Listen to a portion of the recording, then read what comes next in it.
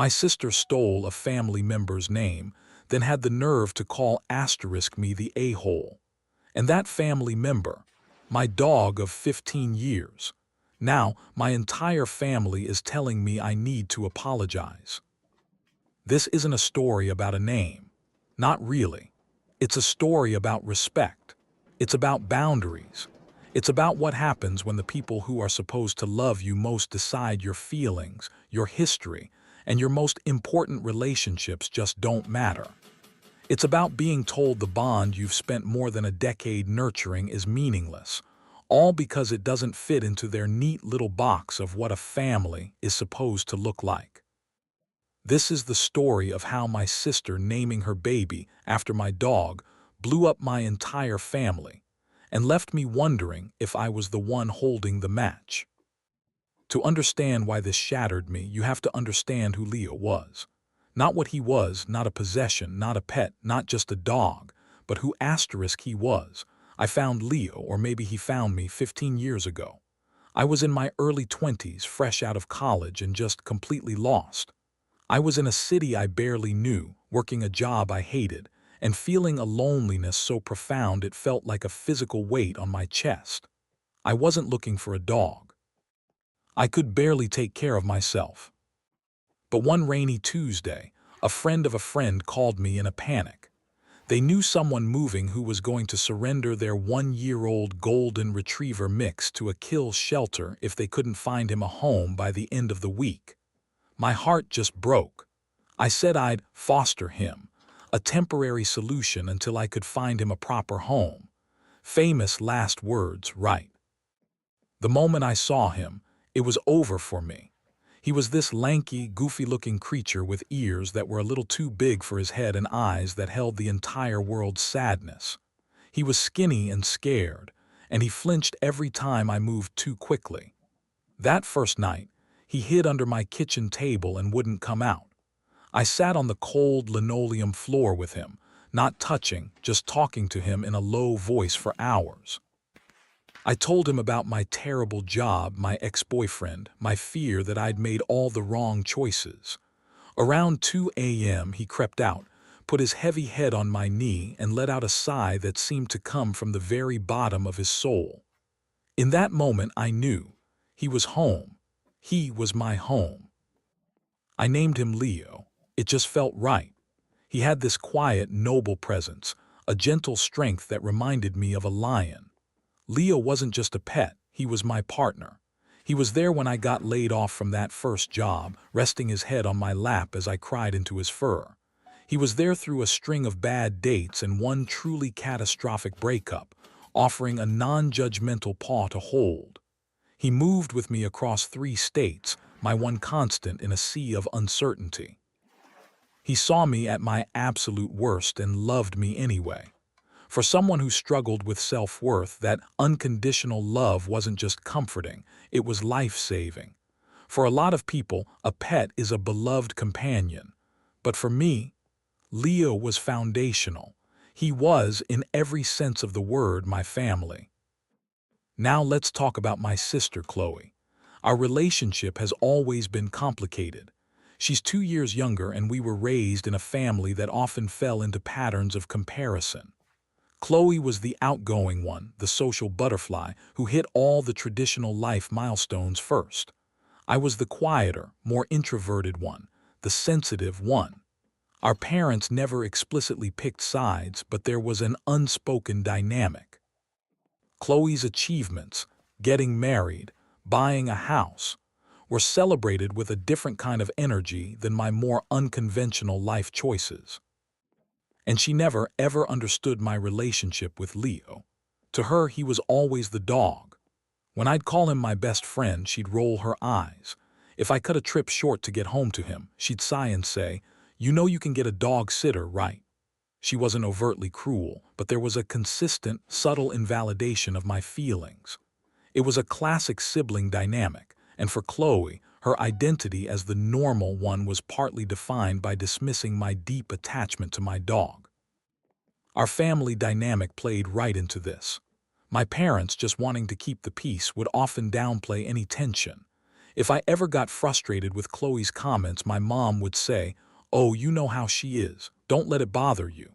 This set a dangerous precedent. It taught Chloe that her behavior had no consequences, and it taught me that my feelings were an inconvenience. All that pressure to avoid conflict, all the little digs about my bond with Leo, that was the kindling. My sister's pregnancy was the spark that would set it all ablaze. When Chloe announced she was pregnant, I was genuinely thrilled. Despite our complicated history, she's my sister.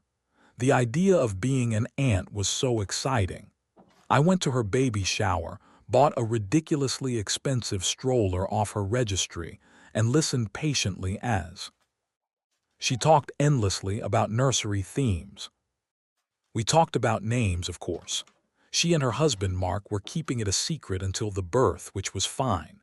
They mentioned names like Noah, Benjamin, and Oliver. Normal, classic, lovely names.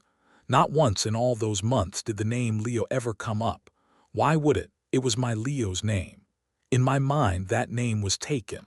It belonged to a living, breathing, cherished member of our family. It would be like her naming her son after our dad while he was still alive. It was just off limits, an unwritten rule, or so I thought.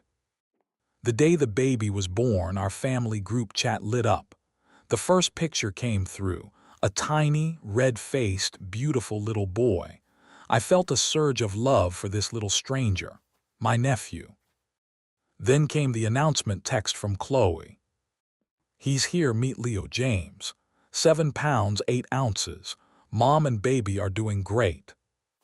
I just stared at my phone. The words didn't compute. Leo James. I read it again and again. It had to be a typo, a joke. My thumbs flew across the screen before I could even think.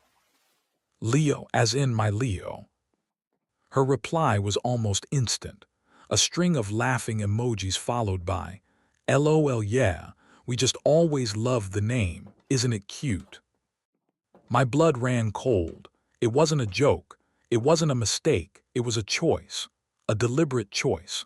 I felt a wave of nausea so intense I had to sit down.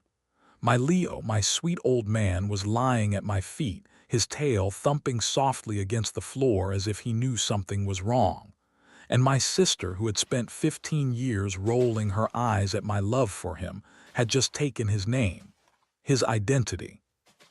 It wasn't just that she used the name, it was the casualness of it, the LOL, the "isn't it cute?" It was a complete dismissal of me, of my dog, of our 15-year history. It felt like she wasn't just taking his name, but erasing him, erasing *us. The message was crystal clear. My family member, the one who had been a constant in my life for longer than her own husband, was so insignificant to her that his name was just a cute sound she could slap onto her new, more important family member. My heart was pounding. I typed and deleted a dozen angry, hurt responses. Instead, I just wrote back one word. "Wow." The response was immediate. "What? Don't be weird about this. It's a name, we liked it." And there it was. Don't be weird about this. The first brick in the wall of gaslighting she was about to build. My immediate gut-wrenching hurt was already being framed as an overreaction, as me being weird. I didn't respond. I couldn't. I turned off my phone, sank to the floor, and buried my face in the soft, familiar fur of my Leo. His name was Leo. And now so was someone else, S. Someone who, in my family's eyes, would now be the real Leo. And my beautiful, loyal friend was about to be demoted.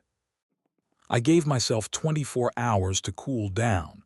I told myself I was being emotional, maybe overreacting. I tried to see it from her perspective. It's a popular name. Maybe she really did just like it. But that felt hollow. She knew. She had to know how much it would hurt me. The lack of a heads-up, the breezy announcement, it felt intentional. It felt like a power play. I decided to call her, not to fight but to explain my hurt. She was home with the baby, and she sounded tired but happy. Hey, I started, trying to keep my voice steady. Can we talk for a minute about the name? Her tone shifted instantly. Oh my God, are you still on this? I can't believe you're trying to make drama right now. I just had a baby. My stomach tightened. I'm not trying to make drama, Chloe. I'm trying to tell you that you hurt me. Deeply. My Leo, he's been my family for 15 years. For you to just take his name without even a conversation, it feels incredibly disrespectful. It feels like you're saying he doesn't matter. She let out a frustrated sigh. You're being hysterical. It's a asterisk dog asterisk. A dog. People don't own names. We liked the name, we used it. It has nothing to do with your dog. You need to get over it. It has everything to do with him. My voice was rising now. You know what he means to me. This is the dog who got me through my worst depression. The one I've built my life around. You didn't just pick a name out of a hat. You picked the name of a living member of our family because you think he's less than. I think you're being a selfish asshole, she spat back. You're trying to ruin the happiest moment of my life because you're obsessed with a pet. This is supposed to be a happy time, and you're making it all about you and your stupid dog. You owe me an apology for being so selfish. She hung up on me. I stood in my kitchen, phone in hand, just shaking. She hadn't just dismissed my feelings, she had twisted them and weaponized them against me. My hurt was now selfishness. My plea for respect was drama. The gaslighting was in full force, a suffocating fog designed to make me question my ow. And reality. Hoping for an ally, I called my mom. I explained everything, my voice cracking. I was looking for comfort. Instead, I got a lesson in family politics. Honey, she began in that placating tone I knew all too well, I understand you're upset, but you need to see the bigger picture. Chloe just had a baby. She's hormonal. You can't come at her like this. You're putting a dark cloud over such a special time. She came at asterisk me, I protested. Mom, she named her baby after Leo. Doesn't anyone see how weird and hurtful that is? It's a lovely name, my mom said, sidestepping the issue. And honestly, it's a bit strange to get this worked up over a dog's name. It's just a dog, sweetie. You need to be the bigger person here. Just call her back, apologize, and congratulate her properly. For the sake of the family. For the sake of the family. The family motto for let's pretend this isn't happening. My own mother was telling me my feelings were secondary to the family's fake peace. The message was loud and clear. My pain was a problem to be managed, not a wound to be healed. The next few days were a cascade of texts. The family hive mind had been activated, and the consensus was in. I was the villain. From my dad, your mother is very upset. Just apologize to your sister and let's move on. From my aunt, I heard you're giving Chloe a hard time. That poor girl just gave birth. You should be ashamed of yourself. From Chloe, everyone agrees you're being insane. I won't have you around my son if you act like this. You owe me and my baby an apology for trying to spoil his birth.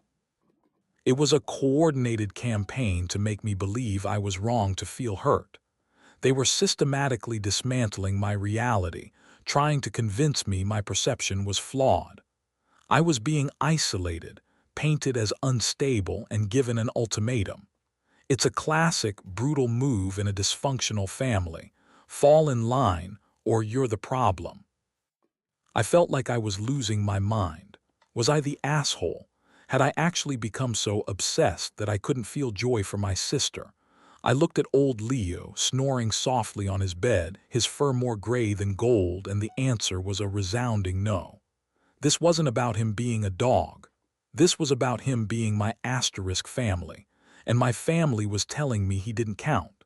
And by extension, neither did I. The breaking point came a week later. The family was planning a small get-together to officially meet baby Leo. My mom called, her voice cautiously optimistic.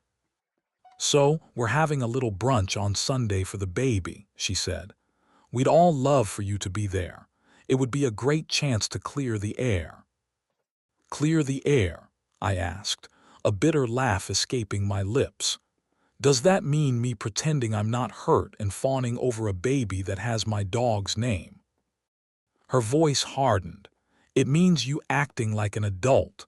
Chloe has made it clear you are not welcome unless you are willing to apologize to her. Sincerely." There it was, the ultimatum. Apologize for my feelings or be exiled. Apologize for being disrespected. They weren't asking for a truce. They were demanding my surrender. They wanted me to admit my reality was wrong and theirs was right. "So I have to say I'm sorry for being upset that she did this?" I asked, my voice dangerously quiet. "Yes," my mother said, as if it were the most reasonable thing in the world. "You need to apologize for creating all this drama." I thought about it for a long moment. I pictured walking into that house, a forced smile on my face. I imagined holding my nephew, looking into his innocent face and feeling a fresh wave of grief for my own Leo, now the other Leo. I imagined my sister watching me with a smug, triumphant look. I imagined the polite, strained conversation, the thick layer of resentment simmering just beneath the surface. And I just couldn't do it. My self-respect wouldn't let me. "No," I said, the word feeling both terrifying and liberating. "I will not be apologizing. I did nothing wrong. I was disrespected and my feelings are valid. If Chloe needs an apology for that, she's going to be waiting a very long time." The silence on the other end was deafening. My mother finally just said, "I see. Well, that's your choice," and hung up. And just like that, I was on the outside, uninvited, the family black sheep. A part of me screamed, "Just apologize. It's easier." But a stronger part knew that if I apologized for this, I'd be setting a precedent for the rest of my life. That my feelings don't matter, that my relationships aren't valid, and that I can be disrespected without consequence. So I'm left here in the quiet of my apartment with my old dog at my feet and a silence from my family that is louder than any argument. They think I'm the asshole, and I'm starting to wonder if a part of them is right. So I have to ask, am I the asshole for being upset that my sister named her baby after my dog and for refusing to apologize for it? No. Okay, let's get into this. My immediate gut reaction, 1,000% in TA, not the asshole, not even in the same universe. What we have here is a masterclass in emotional manipulation and family-sanctioned gaslighting. You can just imagine the comments on a post like this. The overwhelming majority would be screaming in TA, saying things like, "Your sister knew exactly what she was doing. This was a power move." Or, "The fact your entire family ganged up on you is disgusting." Then you'd have a few AITA, "You're the asshole," comments probably saying, "It's just a dog. You don't own a name. You're ruining your relationship with your human nephew." But forget the comments for a second. Let's dig into the psychology here because it is deeply layered. This conflict has never been about the name Leo. The name is just a symbol. This is about a profound boundary violation, an escalation of sibling rivalry, and the destructive nature of family gaslighting. First up, the boundary violation. For anyone who doesn't see pets as family, her reaction might seem extreme. But for millions of people, a pet is a legitimate family member. For 15 years, Leo was her primary source of support. When her sister, Chloe, takes that name, she is knowingly disrespecting that bond. It's a deliberate act of minimization, sending a clear message. The thing you love most is insignificant to me. Second, this is sibling rivalry 101, but escalated to a whole new level. The story is filled with clues of a lifelong competition. The narrator is the sensitive one, The sister is the social one. By taking the dog's name, Chloe isn't just picking a name she likes, she's encroaching on her sister's territory. It's a cruel power play to establish dominance. The real Leo is now the baby, and the original Leo, and by extension his owner, are demoted. But the darkest part of this whole story, the family's reaction, this is systemic gaslighting. It starts with Chloe's initial "don't be weird about this," which frames the narrator's valid hurt as an overreaction. Then comes the minimization. "It's just a dog." Then the blame shifting. "You're ruining the happiest moment of my life." The victim of the disrespect is suddenly the perpetrator of the drama. The parents, trying to keep the peace, become active participants in the gaslighting. Their plea to be the bigger person isn't a call for maturity, it's a demand for submission. They are asking her to accept an abusive narrative to maintain a fake peace. By ganging up on her, they isolate her, making her feel like she's the crazy one, which is the ultimate goal of gaslighting. So my final verdict: 100%, no question, not the asshole. Her refusal to apologize wasn't an act of stubbornness. It was an act of self-preservation. It was her drawing a line in the sand and declaring that she would no longer allow her feelings to be invalidated. Apologizing would have meant accepting their distorted version of events and giving them permission to disrespect her forever. And because we all love closure, let's imagine a hypothetical update. Update: it's been 3 months. I didn't go to the brunch and I haven't spoken to my sister or parents since that call. The silence has been both painful and peaceful. About a month ago, I got a long email from my cousin who initially sided with my sister. She apologized. She said after the drama died down, she saw how Chloe was behaving. Apparently, my sister has been calling my dog the other Leo and joking about how her son is the upgrade. My cousin said it made her feel sick, and she realized how cruel it had all been. She said Chloe even admitted to her husband that she thought it was funny and didn't think I'd have a total meltdown over it. Hearing that validation was like a dam breaking. I wasn't crazy.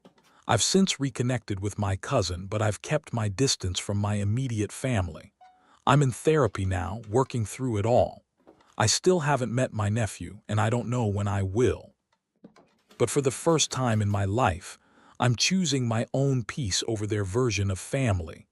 And no, I never apologized. So that's the story. A heartbreaking example of how a seemingly small issue can expose deep cracks in a family's foundation. But now I want to hear from you. What do you guys think? Was she the asshole for holding her ground, or was this a massive betrayal by her sister and the entire family? Let me know your verdict down in the comments. And if you found this story compelling and want to dive into more family drama, make sure to hit that like button, subscribe, and ring the notification bell so you don't miss the next one. Thanks for listening.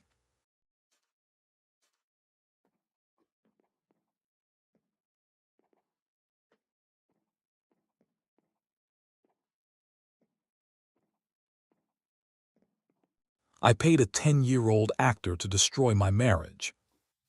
I know that sentence sounds completely insane. It's like the plot of a terrible movie, a setup so cruel and contrived no real person would ever actually do it. But I did. I thought it would be the ultimate revenge, a masterpiece of petty payback for years of relentless, soul-crushing pressure. I pictured a short, sharp shock to the system, a splash of cold water in my wife's face to finally make her see me, to actually hear me. But it wasn't a prank, not really. It was a lit match dropped into a puddle of gasoline that had been seeping under our floorboards for a decade. The fire that followed didn't just burn, it consumed everything. It wasn't a splash of cold water, it was a tidal wave that pulled our entire life out to sea. And standing here now in the wreckage, I have to face the truth. The problem wasn't the lie I told. The problem was that our marriage had become a place where a lie that monstrous felt like my only option. To understand why anyone would do something so fundamentally broken, you have to understand the pressure cooker our home had become. My wife, Clara, and I weren't always like this. I know every guy in my position says that, but it's true. I remember the first 5 years of our marriage with this painful clarity, like looking at an old photo of someone who doesn't exist anymore. We were partners. We traveled. We stayed up all night talking about everything and nothing. We built a life that was ours on our own terms, and we were happy. Genuinely, deeply happy. The change was slow, almost unnoticeable at first. It started right around Clara's 30th birthday. One by one, her friends started having babies. Our weekends, once filled with spontaneous road trips and late-night dinners, turned into a gauntlet of baby showers and first birthday parties. Suddenly, our two-bedroom house felt empty to her. Our life, which had felt so full, was now framed as lacking something. The baby talk started innocently enough. "Wouldn't it be nice to have a little one running around?" she'd ask, scrolling through pictures of a friend's newborn. I'd smile and give a non-committal someday. Someday was my shield, and for a while it worked. But someday has an expiration date. The questions got more frequent, more pointed. "Don't you think it's time we started trying? My doctor says it only gets harder after 32. We're not getting any younger, Mark." Every question was a little heavier, another stone added to the pile on my chest. I tried to be honest. I really tried to explain that I wasn't ready. It wasn't that I didn't want kids, ever. It was that I didn't want them now, asterisk. Our marriage felt fragile. We were bickering constantly. The easy laughter had been replaced by this low-grade, humming tension. We were struggling with money while I tried to get my small graphic design business off the ground. It felt like we were just treading water, and bringing a child into that would be like tying a weight to our ankles. My concerns were dismissed, every single one. When I brought up money, I was being unnecessarily anxious. When I said we needed to work on our relationship first, I was making excuses. When I just said, "I'm not ready," I got the one that cut the deepest. "So you don't love me enough to give me a family." It became the only thing she talked about. Every dinner, every car ride, every TV commercial with a happy family was a trigger. It felt less like a shared dream and more like a personal failing on my part. I wasn't a husband anymore. I was an obstacle, a sperm donor refusing to do his job. My feelings, my fears, my entire identity as a person separate from her desire for a child were just erased. She'd look at me, but she wouldn't see me. She saw a void that was supposed to be filled by a baby. The breaking point, the moment this insane idea was planted, came on a Tuesday night. It was a stupid fight, like most of them were. I'd come home late, exhausted after losing a big client. I just wanted a quiet dinner, maybe an hour of mindless TV. The second I walked in the door, before I could even take my coat off, she held up a basal thermometer.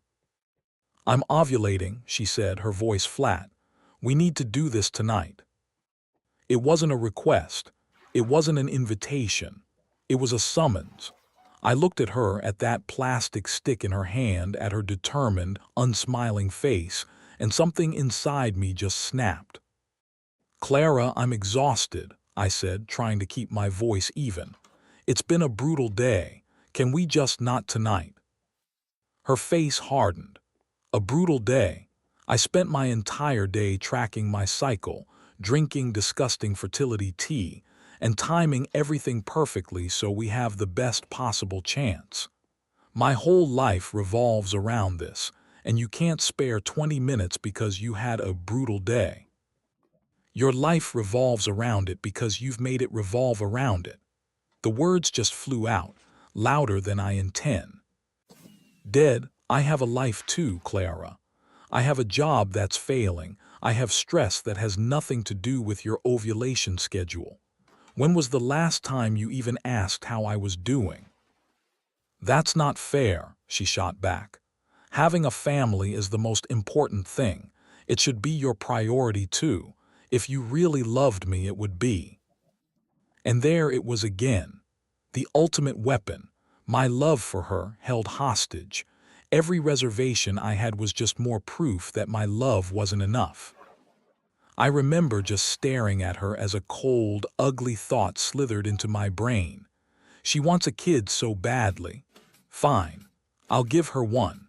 I'll give her a problem she can't ignore, a situation she can't control with a thermometer and a schedule.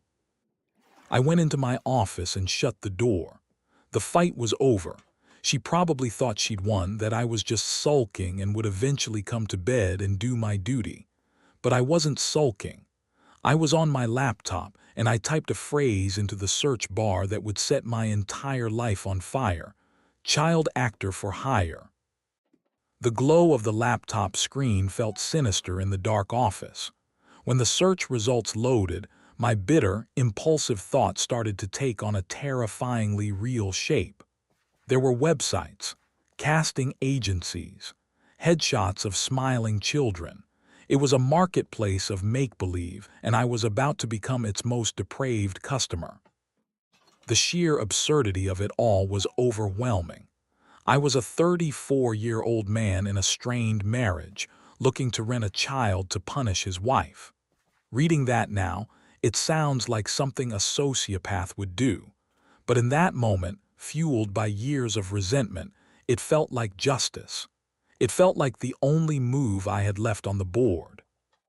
The plan began to form, a twisted little screenplay writing itself in my head. It had to be shocking. It had to be undeniable. The story itself was a cliché, ripped from a dozen soap operas, but the melodrama was the point. I would have a son.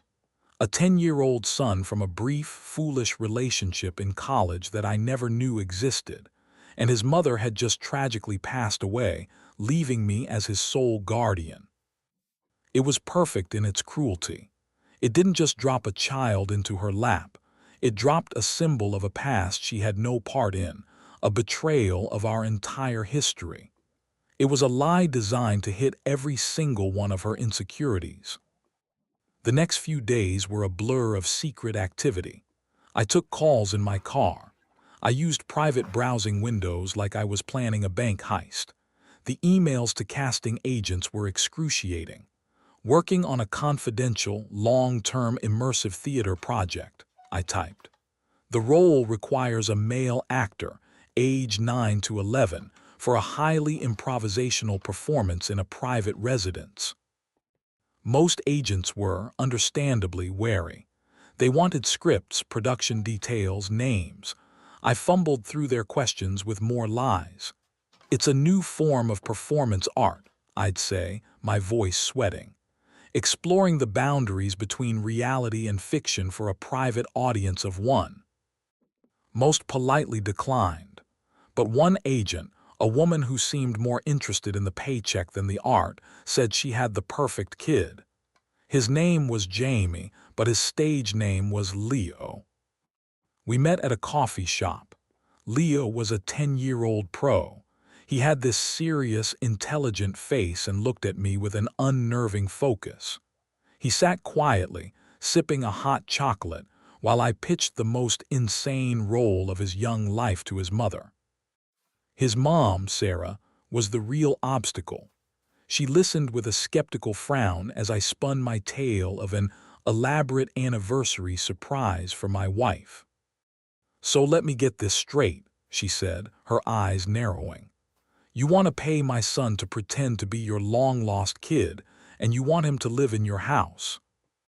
"Not live there," I corrected quickly. "Just be there. During the day, some evenings, it's a performance. It's all controlled." She looked from me to her son, who was just watching me, his expression unreadable. I knew I was losing her. This is where the money came in. I pushed an envelope across the table.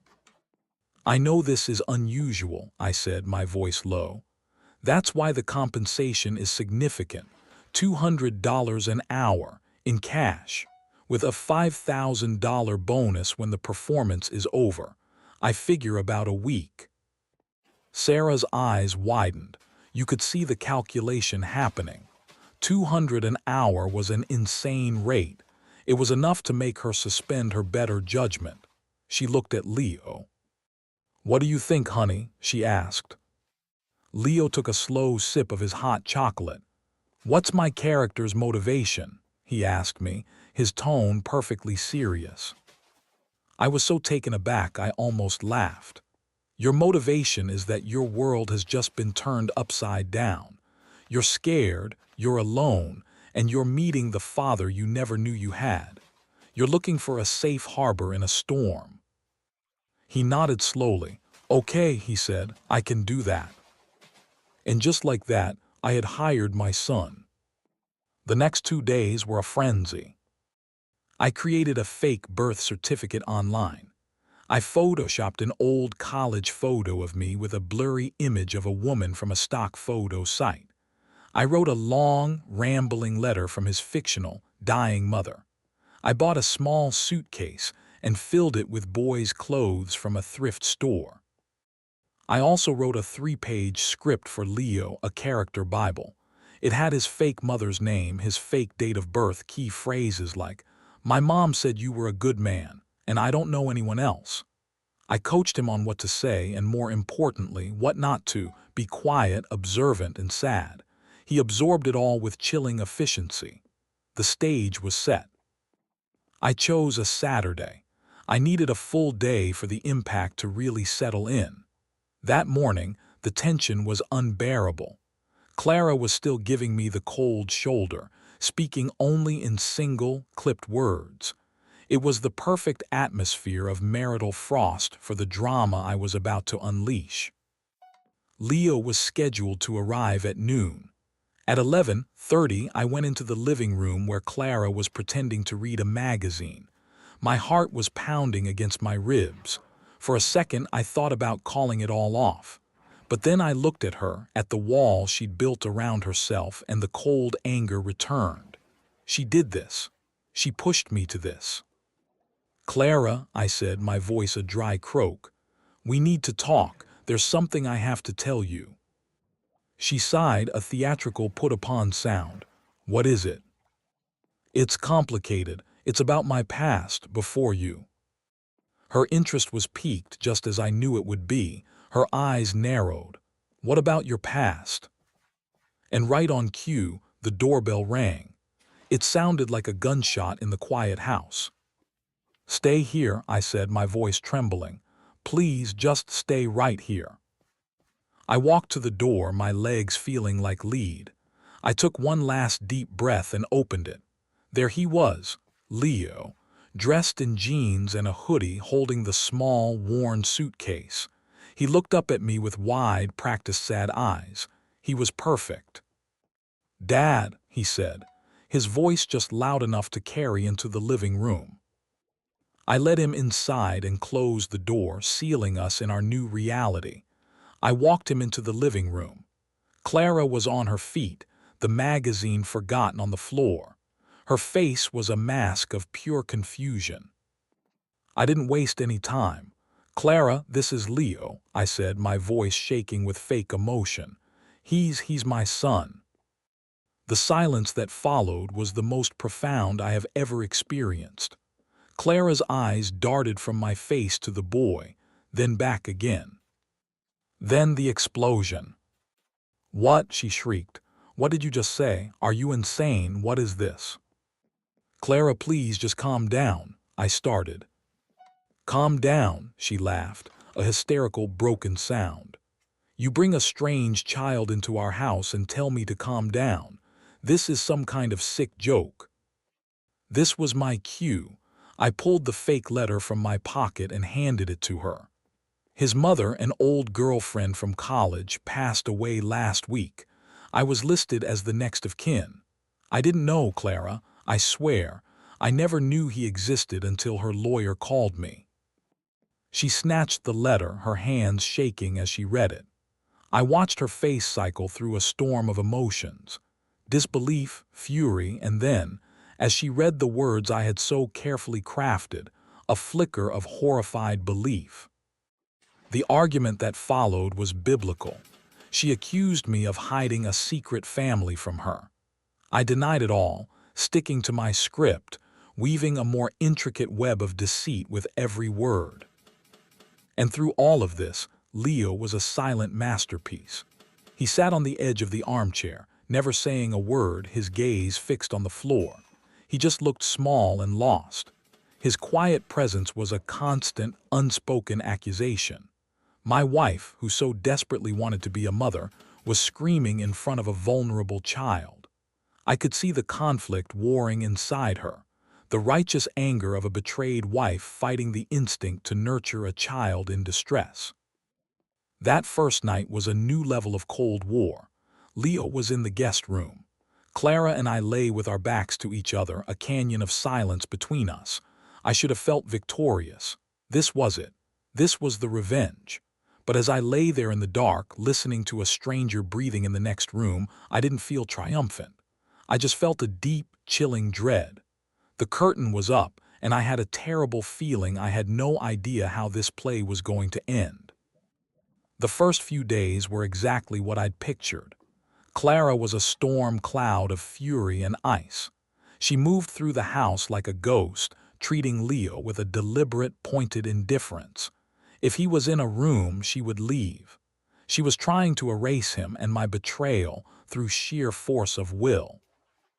And a dark, ugly part of me savored it. This was the reaction I wanted. Her obsession with having a baby was gone, replaced by an all-consuming anger at me. For the first time in years, she wasn't talking about ovulation. She was talking about us. It was a horrible, destructive conversation, but it was a conversation. I had her attention. I played my part as the reluctant, overwhelmed father. I made Leo microwaved pancakes, set him up with online schooling, and took him out for pizza at night so Clara could have her space. His real mother, Sarah, would park a few blocks away, and I'd walk him to her car under the cover of darkness before returning to my silent, oppressive home. About a week into the charade, the first crack appeared in my perfect revenge. I came home from a grocery run to find the house too quiet. I walked into the kitchen and stopped. Clara was there, and so was Leo. He was sitting at the kitchen table and she was standing at the stove making him a grilled cheese sandwich, a proper one in a pan. She didn't see me in the doorway. I heard her ask, her voice soft, "Do you like tomato soup with your grilled cheese?" Leo just gave a small nod. She placed the bowl and plate in front of him. "You should eat," she said gently. "You're too thin." It was a simple act of kindness, but it felt like an earthquake. It was the first time she had acknowledged him not as a symbol of my betrayal, but as a boy who needed to eat. Later, I saw her quietly place a new, fluffier pillow on the guest room bed. The next day, a new toothbrush appeared by the sink. The prank was backfiring. I wanted to create a wedge between us, but Clara, after the initial rage, was doing something I never anticipated. She was adapting. Her powerful maternal drive, the very force I'd been fighting, had found a new, unexpected target. It was latching onto the lie I had created. I became a spectator in my own home. She started talking to him, asking about his fictional mother, Rachel. Leo, the pro he was, gave her the short, rehearsed answers I had fed him. She liked to paint, he'd say. She was sick for a long time. Instead of creating distance, it drew Clara in. She was building a mythology around this ghost, creating a narrative where she was the one stepping in to heal this broken little family. The true horror of it all dawned on me one afternoon when I came home and found them in the living room, looking at my old college yearbook. "I'm just trying to see if I can find a picture of his mom," Clara said, not looking at me.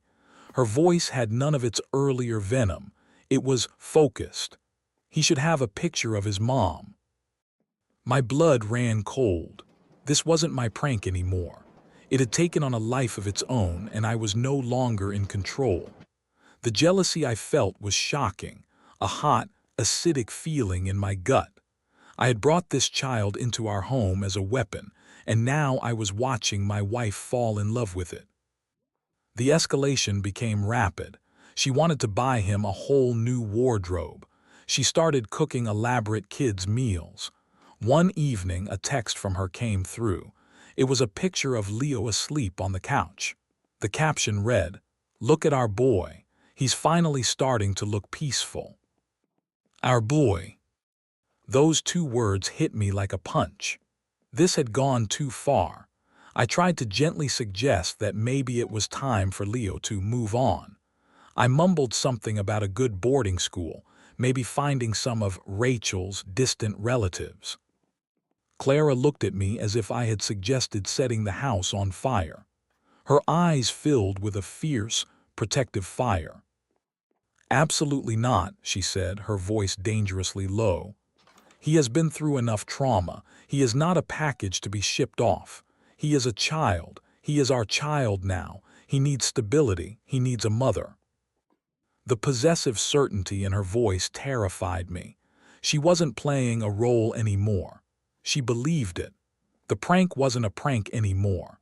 It was a hostage situation, and I was starting to realize that I was one of the hostages. The final, fatal escalation was the dinner party. My parents, Clara insisted. "They're his grandparents," she said, with a conviction that defied all logic. "They have a right to meet their grandson. We can't keep him a secret." I fought against it. I begged, I pleaded. "It's too soon, Clara. Let's just give it time." But she was immovable. In her mind, presenting Leo to my parents was a way of legitimizing his existence. My frantic protests just made her more determined to be the supportive maternal figure. I was trapped. To refuse would make her suspicious. To agree was to walk knowingly off a cliff. The night of the dinner, my house felt like a stage set for a tragedy. My parents arrived, their faces etched with confusion and judgment. Clara, on the other hand, was radiant. She was playing the role of a lifetime, the gracious hostess, the doting stepmother. She had dressed Leo in a new button-down shirt. She fussed over his hair. She introduced him with a proud, beaming smile. "Mom, Dad, this is Leo." The dinner was the most excruciating 2 hours of my life. The air was thick with unspoken questions. I sat there, pushing food around my plate, a knot of pure dread tightening in my stomach. I was watching Clara glow. She'd tell a little story about something funny Leo supposedly said. She'd reach over and lovingly brush a stray hair from his forehead. She was performing motherhood, and it was the most convincing and terrifying performance I had ever seen. The breaking point arrived with dessert. My mother, trying to connect, turned to Leo. "So, Leo," she said, "your dad tells us you're a real whiz at science. You must get that from your mother's side." Before Leo could answer, Clara jumped in, her voice bright and proprietary. "Oh, he absolutely is. We are just so proud of our son asterisk." And that was it, our son. Leo, the consummate professional, the kid who had flawlessly navigated 2 weeks of chaos, finally broke character. He was an actor given a role. This new dynamic, this sudden inclusion of a dedicated mother figure and the concept of being our son, was a plot twist he hadn't prepared for. He looked from Clara's beaming face to my terrified one. Confusion flickered in his eyes. He turned to Clara and asked, in a clear, curious voice that carried across the silent dining room, but the script said my primary bond was with the father character. It said my objective was to create initial marital conflict, not family integration. Are we moving into the third act now? Silence. Not a normal silence. It was a vacuum, the sound of reality cracking. My father's fork clattered onto his plate. My mother's hand flew to her mouth. But I was only looking at Clara. I watched her face as the words washed over her. It was a slow, agonizing process. The bright, happy smile didn't just disappear. It crumbled like a plaster mask disintegrating in the rain. The confusion in her eyes slowly, sickeningly, morphed into comprehension.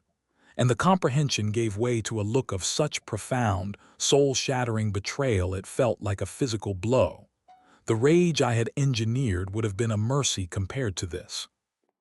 This was the look of a person whose world had just been revealed as a cheap, cruel fiction.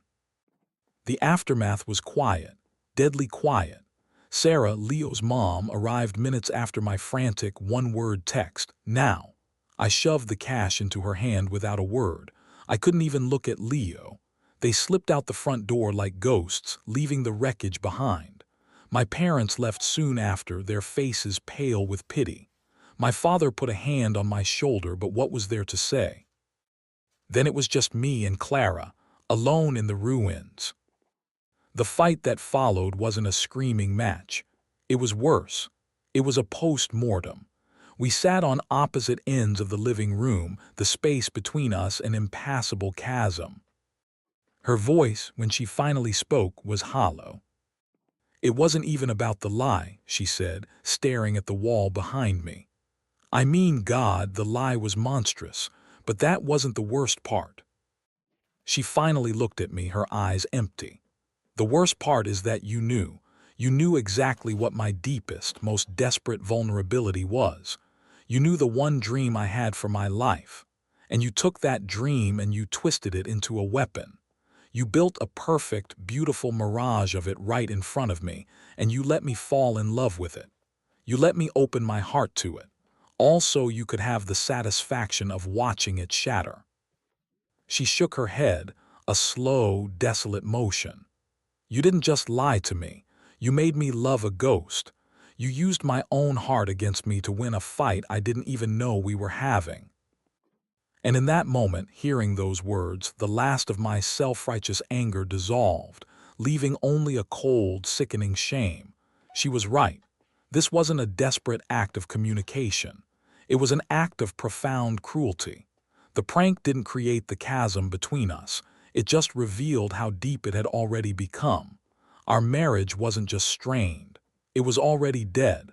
I had just spent 2 weeks dancing on its grave. Clara moved out the next day. Her things were gone by the time I got home from a long, aimless drive. We're in counseling now, with a therapist who looks at me with a carefully neutral expression that I can only interpret as professional horror. But I don't know if you can come back from something like this. The lie is gone, the actor is gone, but the truth that the lie revealed, the truth about us, and about what I was capable of, is a permanent stain. It's something we might not ever survive. So I have to ask, what do you think? It's easy to say I'm the monster here, and maybe I am. But was this just a twisted revenge plot that went too far? Or was I an asshole who, in the cruelest way imaginable, finally forced us to confront the broken foundation of a marriage that was already over? Let me know in the comments. And if you're interested in more stories about the lines we cross and the wreckage we leave behind, make sure to subscribe.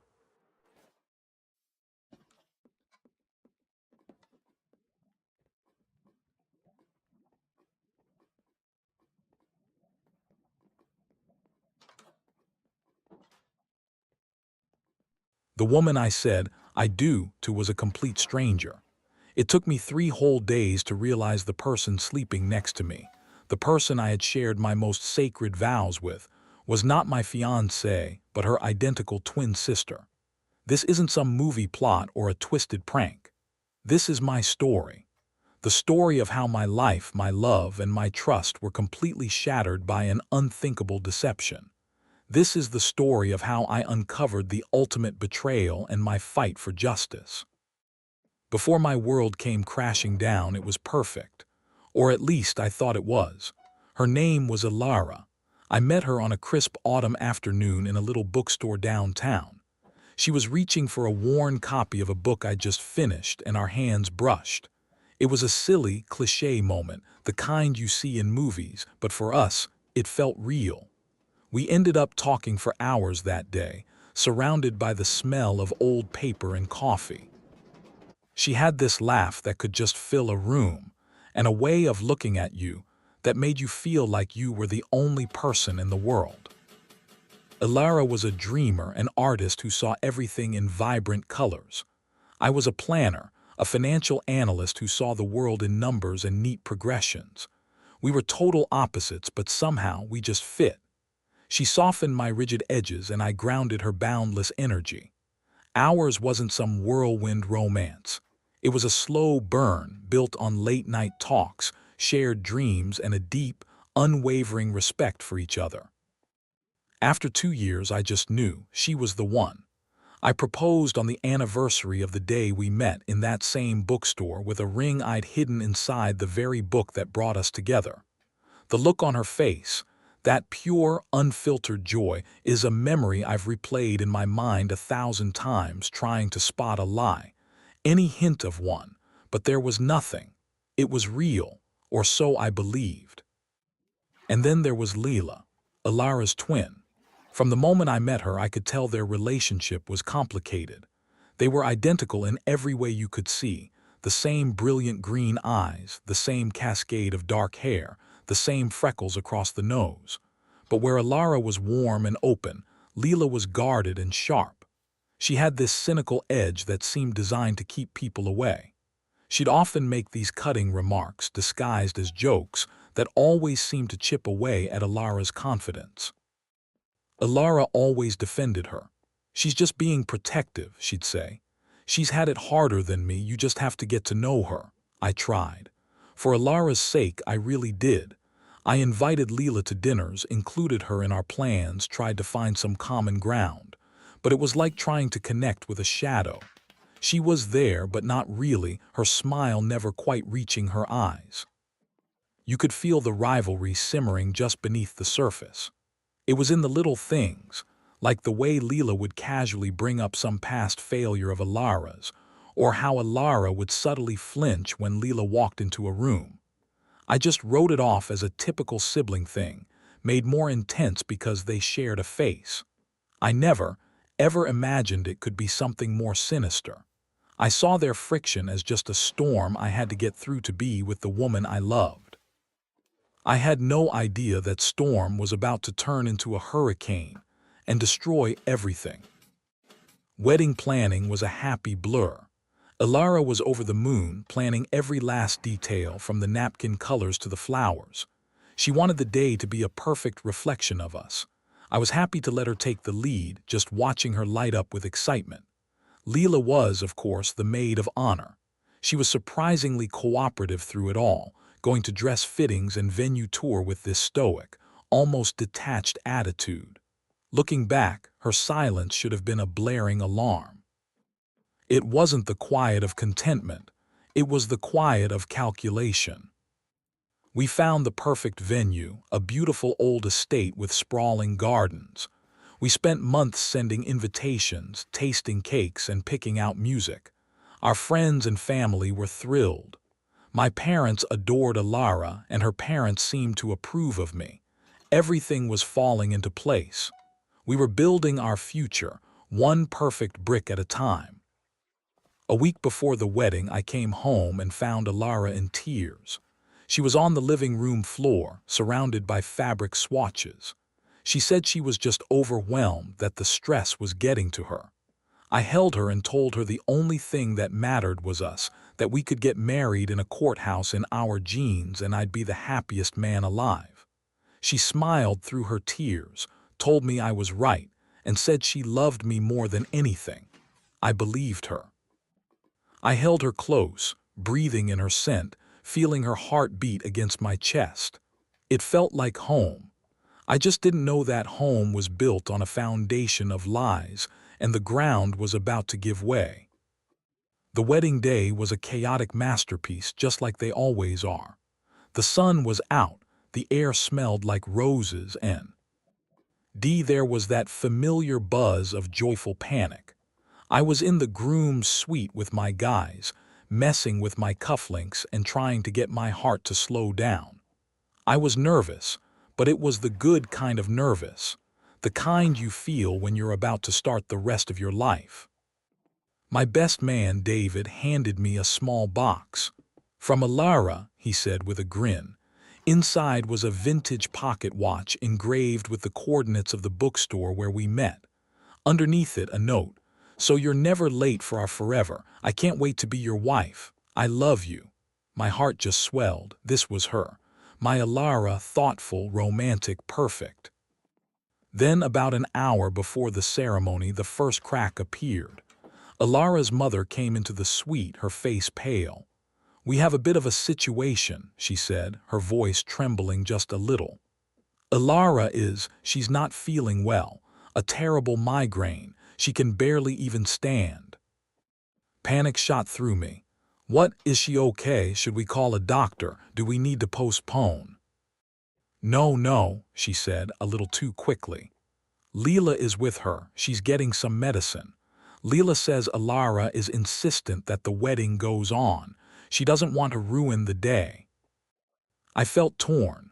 The thought of Alara in pain was awful, but postponing the day we dreamed of for so long felt wrong, too. I trusted her. If she said go on, we'd go on. I sent her mother back with a message. "Tell her to take all the time she needs. I'll wait for her forever." The minutes dragged on. Our wedding planner was starting to look stressed. The guests were seated, the orchestra was playing, and the sun was starting to dip lower.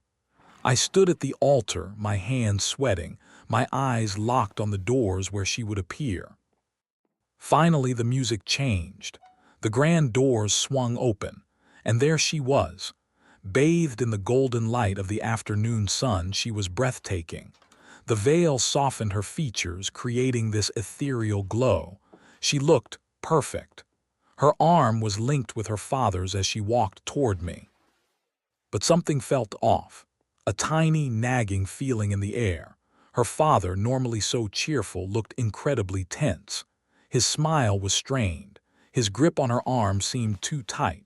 As she got closer, I noticed she was clutching her bouquet with a white-knuckled grip. I told myself it was just nerves and the migraine. Of course, she was nervous. Of course, she was in pain. I made a mental note to get her resting as soon as we were done. She reached the altar and her father placed her hand in mine. It was ice cold and trembling. I gave it a reassuring squeeze and whispered, "You look incredible. Are you okay?" She gave a tiny nod, her eyes not quite meeting mine. She was staring somewhere over my shoulder. The officiant began to speak, but the words about love and commitment just washed over me. All my focus was on her. Her stillness was unsettling. Alara was always so expressive, so present. This version of her was like a beautiful statue, flawless on the outside, but cold and empty. We turned to say our vows. I'd written mine from the heart, pouring every ounce of my love for her into those words, my voice thick with emotion. I talked about the bookstore, her laughter, how she made me a better man. As I spoke, I searched her eyes for that familiar spark, the emotional reaction I knew my words would get from her. There was nothing, just a blank, terrified emptiness. A single tear rolled down her cheek, but it didn't look like a tear of joy. It looked like despair. Then it was her turn. She took a shaky breath and started reciting the traditional vows. Her voice was flat, a monotone, so different from her usual melodic tone. She stumbled over the words, her voice barely a whisper. Ilara, she began, and her voice cracked on her own name. She corrected herself and then rushed through the rest of it, like she couldn't wait for it to be over. When the officiant finally said, "You may now kiss the bride," a wave of relief hit me. The hard part was over. I lifted her veil. Her face was pale, her eyes wide with something I couldn't read. Fear, regret. I leaned in and kissed her. And that kiss broke the spell. It was all wrong. I mean, technically it was a kiss, but it was hollow. There was no passion, no familiarity, no love. It was like kissing a stranger. In that 1 second, a cold dread snaked its way up my spine. For the first time, a truly insane thought flickered through my mind, so absurd I immediately pushed it away.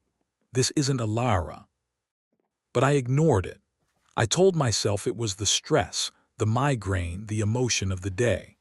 We walked back down the aisle as husband and wife, showered with petals and applause.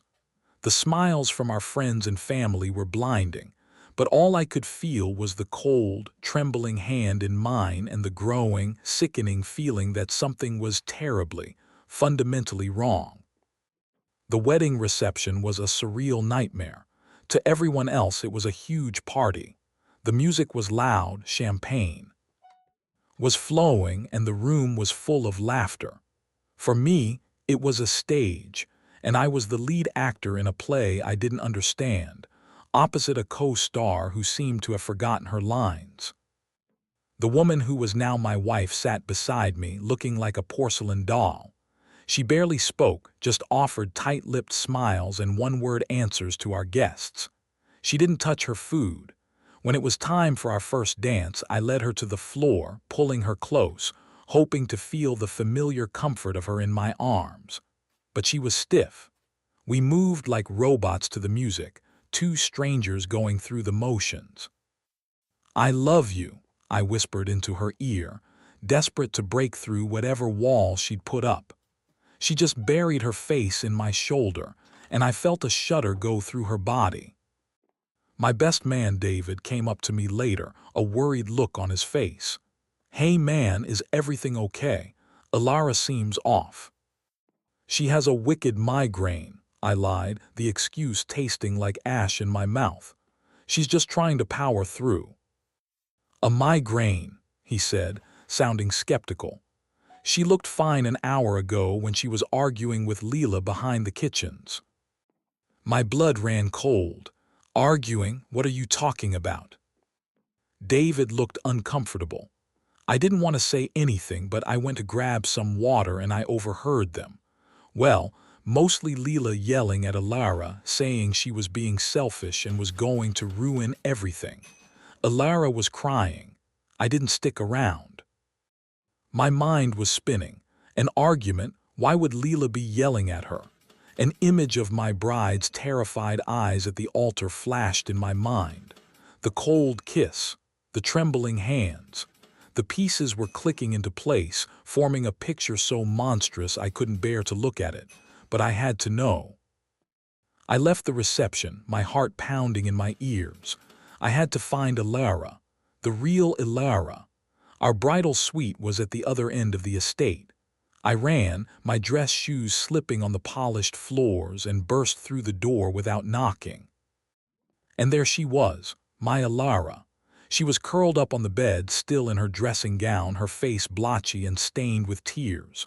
Her makeup was a wreck. But her eyes, when she looked up at me, they were filled with that familiar warmth, now clouded with a deep, soul-crushing pain. It was her. I knew it instantly, with a certainty that was as absolute as the sunrise. "What is going on?" I asked, my voice barely a whisper. "Ilara, what is happening?" She just sobbed, burying her face in her hands. Then the bathroom door opened. Leela stepped out. She was wearing my wife's wedding dress. The veil was in her hands. Her face was pale, her eyes wide with panic. She looked from me to Ilara, and her whole act finally shattered. "I can explain," she stammered. But I wasn't looking at her.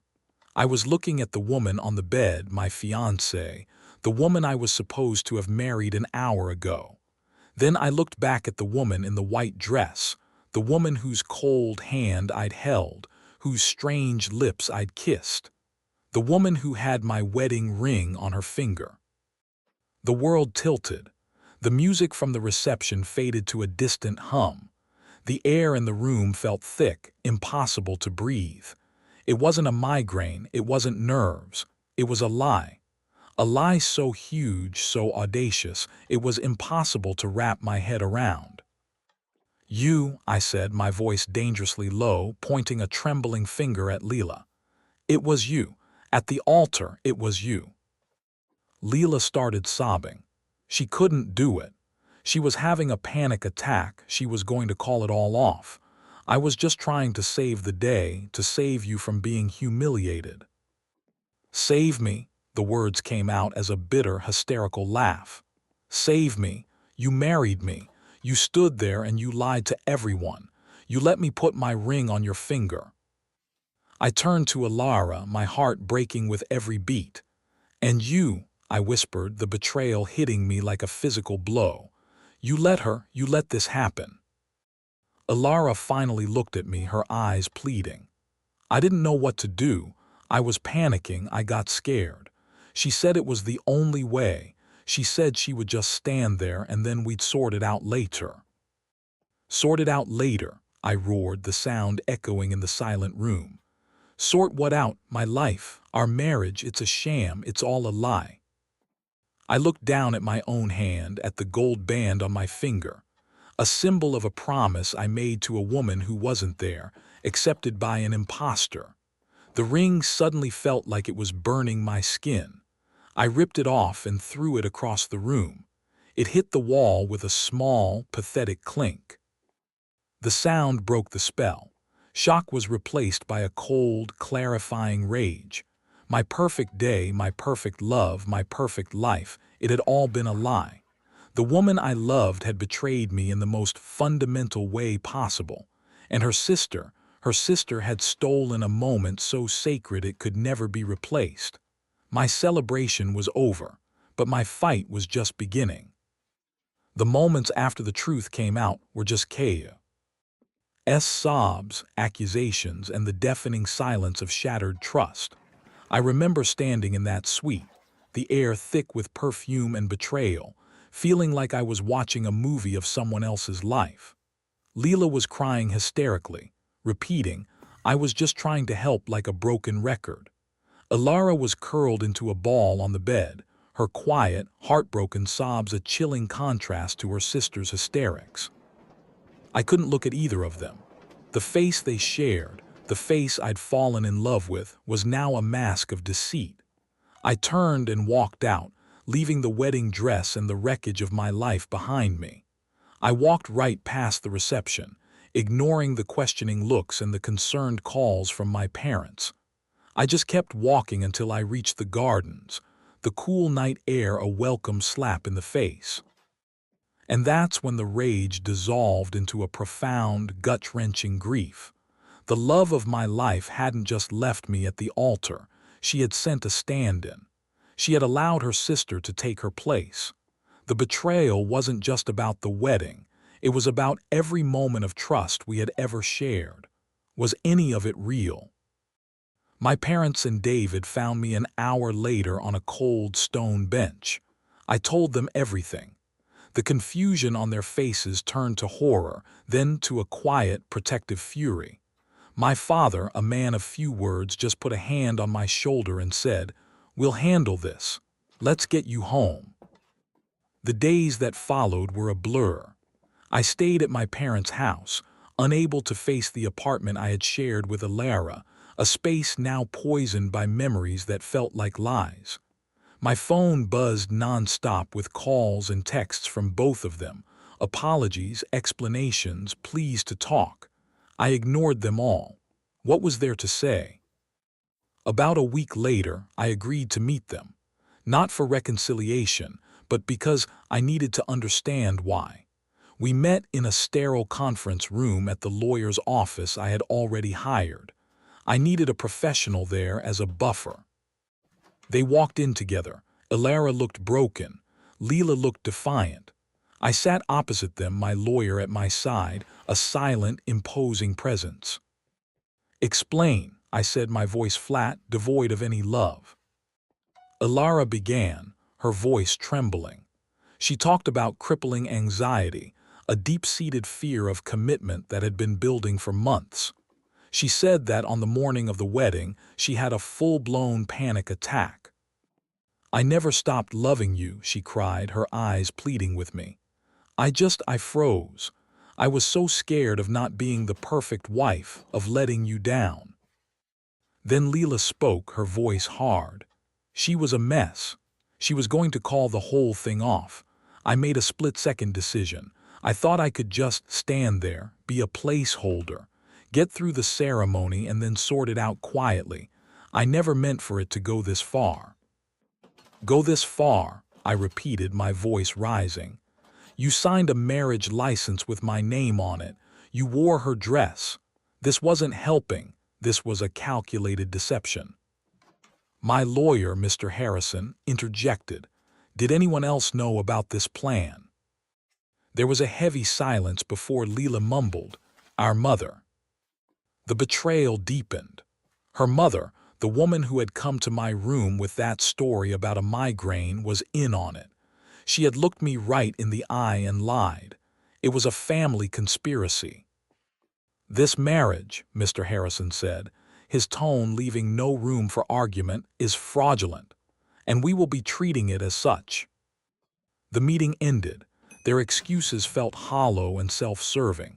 The one line that stuck with me, that haunted me, was Leela's. I thought I could just stand there. It showed she had absolutely no concept of what a marriage, a vow, or a commitment actually is. To her, it was a performance. To me, it was my life. The social fallout was brutal. News spread like wildfire. Our story became a piece of sordid gossip. Some friends rallied around me, their loyalty a lifeline. Others, friends I'd shared with Alara, just vanished, unwilling to pick a side. I got messages of pity, morbid curiosity, and even accusation. The public humiliation was a constant reminder of my private agony.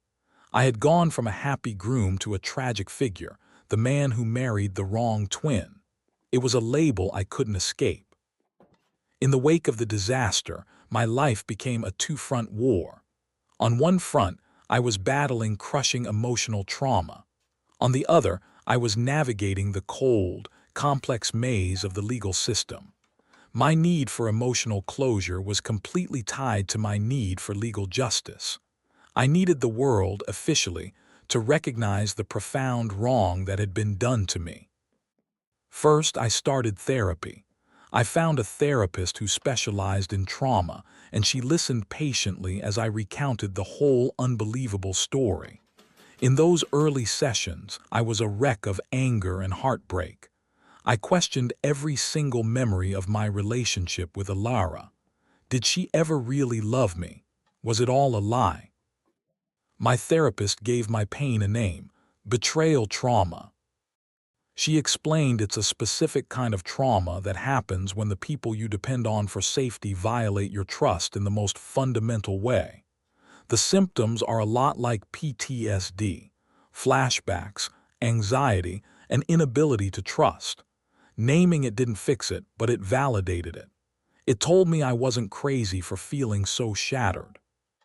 Simultaneously, the legal battle began. Mr. Harrison was clear. This was not a simple divorce. A divorce implies a valid marriage existed. He said we would file for an annulment. "We'll argue that the fraud was so fundamental," he explained, "so central to the identity of the person you were marrying, that it invalidates the contract entirely. You consented to marry Alara, not Leela. In the eyes of the law, the person you exchanged vows with was a stranger." The process was grueling. Depositions, affidavits, endless paperwork. I had to retell the story of my wedding day over and over, reliving the humiliation each time. Leela's lawyers tried to argue her intentions were good. The twins' family closed ranks, releasing a statement calling it all a terrible misunderstanding and painting me as vindictive. But it wasn't a mistake. It was a profound violation. My legal fight wasn't about revenge. It was about truth. I needed a court of law to declare that what happened was not a marriage. I needed to scrub the stain of that ceremony from my life.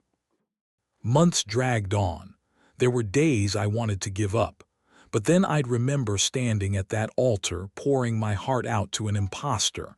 I'd remember that cold, empty kiss, and my resolve would harden. This wasn't just about me. Vows have to mean something. Trust has to mean something. The day of the annulment hearing was gray and overcast. I sat in the courtroom, my hands clenched. Alara and Leela sat on the other side with their parents. Alara wouldn't look at me. Leela just stared straight ahead. Mr. Harrison presented our case with meticulous precision. He laid out the timeline, David's testimony about the argument, and the marriage certificate with the forged signature. When I took the stand, I didn't look at them. I just told the judge my story. I spoke of my love for Ilara and our dreams. And then I spoke of the moment of discovery, the sickening realization that my reality was a lie.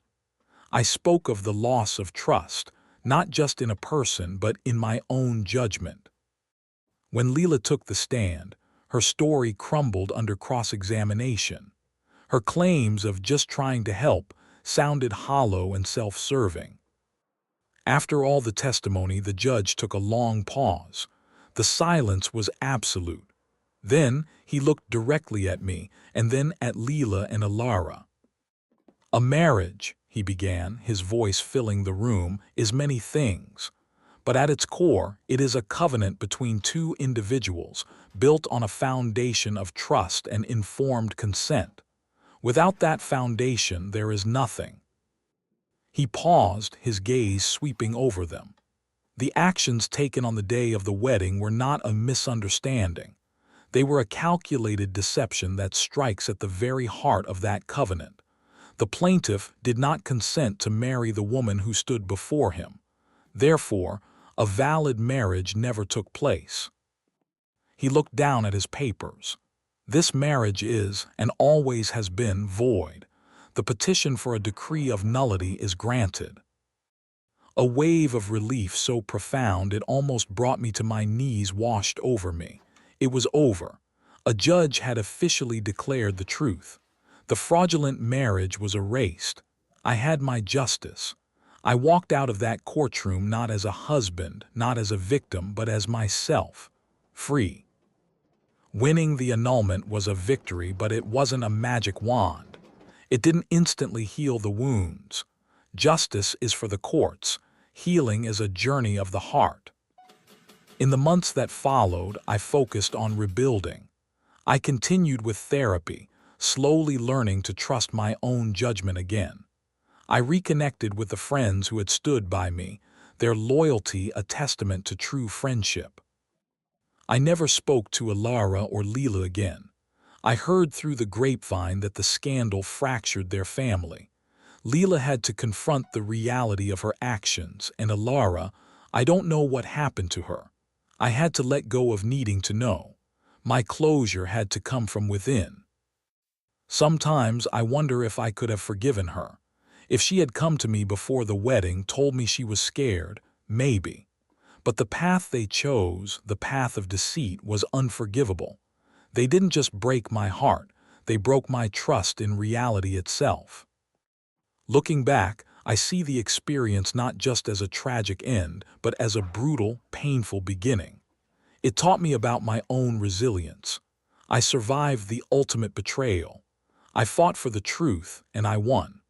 I learned that my identity isn't defined by who stands next to me at an altar, but by my own integrity and my own strength.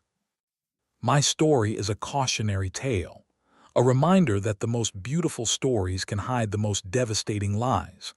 I'm sharing this not for pity, boo. T for a purpose. Betrayal is a dark and lonely road, but it doesn't have to be the end of the journey. There is a path forward. It's a difficult one, but it leads back to yourself. Thank you for listening to my story. If you've ever experienced a betrayal that shook you to your core, know that you are not alone.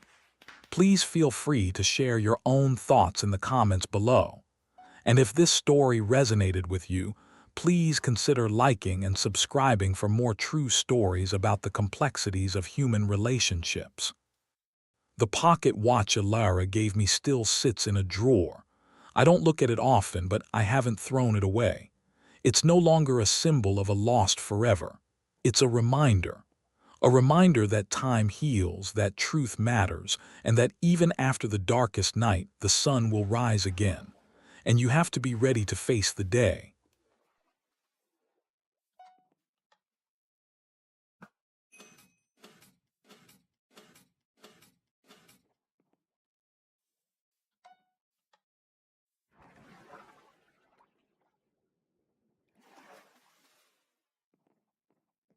My parents gave me an ultimatum. Either I keep hosting a monthly family dinner that I can't afford and that's destroying my mental health, or they'll cut me out of their lives. Pause. I haven't spoken to them in 3 months. And here's why. It sounds dramatic, right? Like something out of a movie. A choice between a roast chicken and your parents' love. But when a tradition stops being about connection and starts to feel like a cage, you realize some things, even family, come at too high a price. For years, I paid that price. I paid it in money, in time, and in tiny pieces of myself that I didn't even realize were chipping away. Every first Sunday of the month, my home would transform. It would stop being my sanctuary and become a stage for a play I never auditioned for, where I was the caterer, the host, the therapist, and the punching bag. After years of playing that part, I finally read the script and realized I hated my character. So I quit. And that's when the real drama started. This is the story of how I chose my own well-being over a family tradition and lost my parents in the process. Or maybe, just maybe, it's the story of how I finally started to find myself. To understand why I'd throw away my relationship with my parents over a single dinner, you have to understand what this dinner actually was. It wasn't just a meal. It was an institution. The first Sunday family dinner. It started about 10 years ago, right after I bought my first real house. It was a modest little 2-bedroom bungalow, but it was mine. It had a dining room that could, if you squeezed, fit a table for 10. To my parents, that dining room wasn't just a room. It was a resource.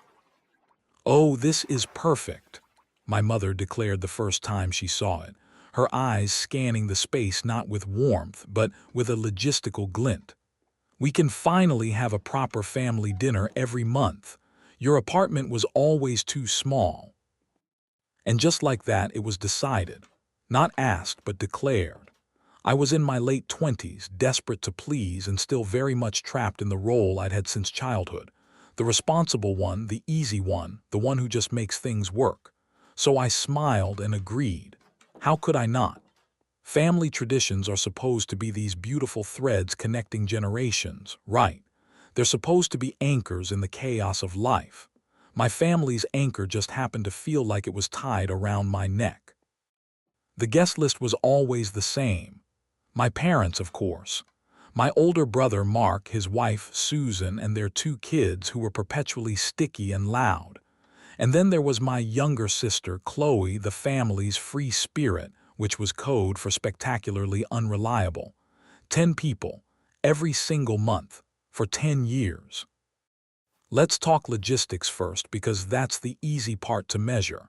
The financial strain was immediate and huge. My parents have what I'd call champagne tastes on my beer budget. My father would casually mention a week before, "You know, a nice prime rib would be lovely this month." A prime rib for 10 people. I once calculated the cost of that one meal. The meat, the organic vegetables my mother insisted on, the fancy olive oil, the 2 bottles of a specific red wine my dad liked, and it came to just under $400. That was a car payment. It was my grocery budget for half the month. I tried doing a budget-friendly menu once. A beautiful homemade lasagna, a big salad, garlic bread. The compliments were thin. "Oh, pasta, that's casual," my mother noted. My father sighed dramatically. "I do miss a good roast." The message was crystal clear. This wasn't just dinner, it was a performance, and I was funding the production. Over the years, these dinners drove me into credit card debt, a secret I kept locked away. The stress of that debt was a constant, low-grade hum of anxiety in my life. You see the reports all the time, talking about how the cost of groceries is putting families into debt. I was becoming a statistic. But the financial cost was nothing next to the emotional cost.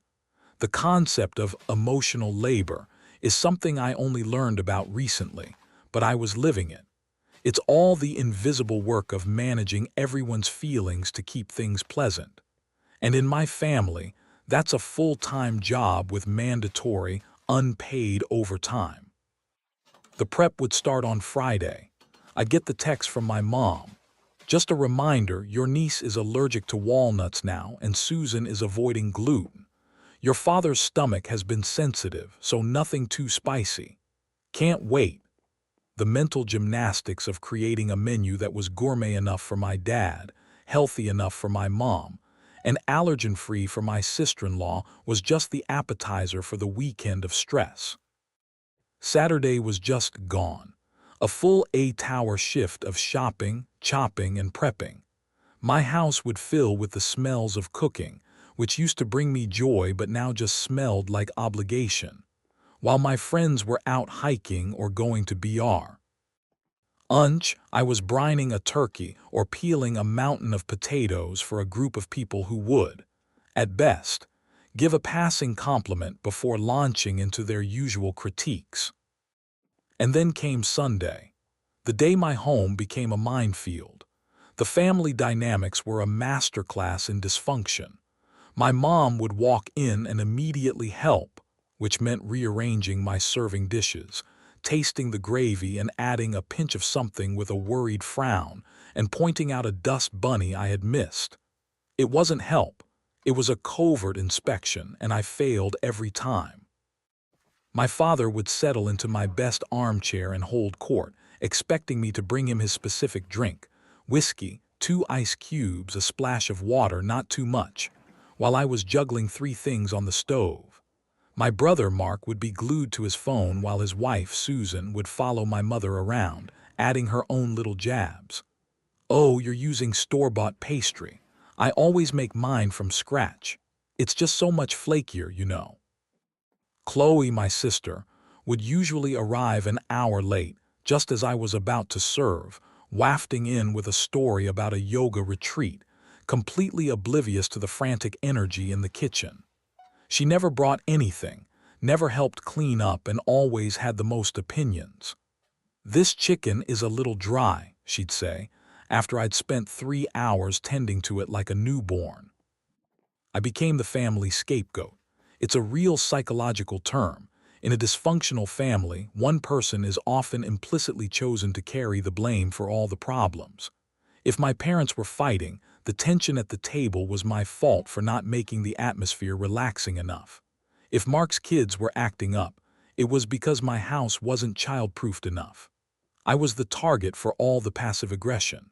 My job was to walk on eggshells so no one else had to. And the worst part is I did it. I would apologize for the chicken being dry. I'd apologize for the kids being bored. I'd run back and forth from the kitchen, topping up wine glasses, smiling until my face hurt, all while a silent scream was building inside me. The dinners always ended the same way. Everyone would leave by 9 p.m., patting their stomachs and saying, "Well, that was lovely, dear." They'd leave behind a mountain of dishes, a half-eaten dessert, and a profound sense of emptiness. I would stand in the wreckage of my kitchen, the smell of their perfume and my father's whiskey still in the air, and feel utterly alone. I'd spend the next 2 hours cleaning, my back aching, and fall into bed around midnight, emotionally and financially drained, with a sense of dread already building for next month. This wasn't a tradition. This was a monthly ritual of self-annihilation. It was a performance of the good daughter, a role I was beginning to realize I'd been cast in without my consent. And after 10 years, the standing ovation was nowhere in sight. There was just the silent, thankless cleanup and the gnawing feeling that I was disappearing. Section 2, the final straw. You'd think after a decade of this, the decision to stop would have come from some huge, dramatic explosion. A thrown plate, a screaming match, a turkey tossed out a window. But it wasn't like that at all. It was quiet. It was the drip, drip, drip of resentment finally eroding the stone of my obligation. The end began not with a bang, but with a broken dishwasher and a text message. It was May. The preceding week at work had been brutal. I was pulling 10-hour days on a project, and by Friday, I was a hollowed-out version of myself. All I wanted was to go home, order a pizza, and not speak to a human for 48 hours. But I had to prep for the dinner. On Saturday morning, I dragged myself to the grocery store. My mother had requested a specific artisanal cheese from a shop across town. My father wanted lamb, an expensive cut that made my stomach clench. As I stood in the checkout line, watching the total climb to a horrifying $387.42, a wave of cold fury washed over me. This was for a single meal that would be eaten in an hour and leave me feeling worthless. I got home, exhausted, and started prepping. As I was loading the breakfast dishes into my dishwasher, I heard a sickening clunk, a gurgle, and then silence. It was dead. I stood there, staring at the inert appliance, and felt something inside me just snap. The thought of hand-washing the mountain of dishes from a 10-person lamb dinner on top of everything else felt like a physical impossibility. It was the proverbial straw. The machine designed to handle the mess had collapsed under the strain, and so had I.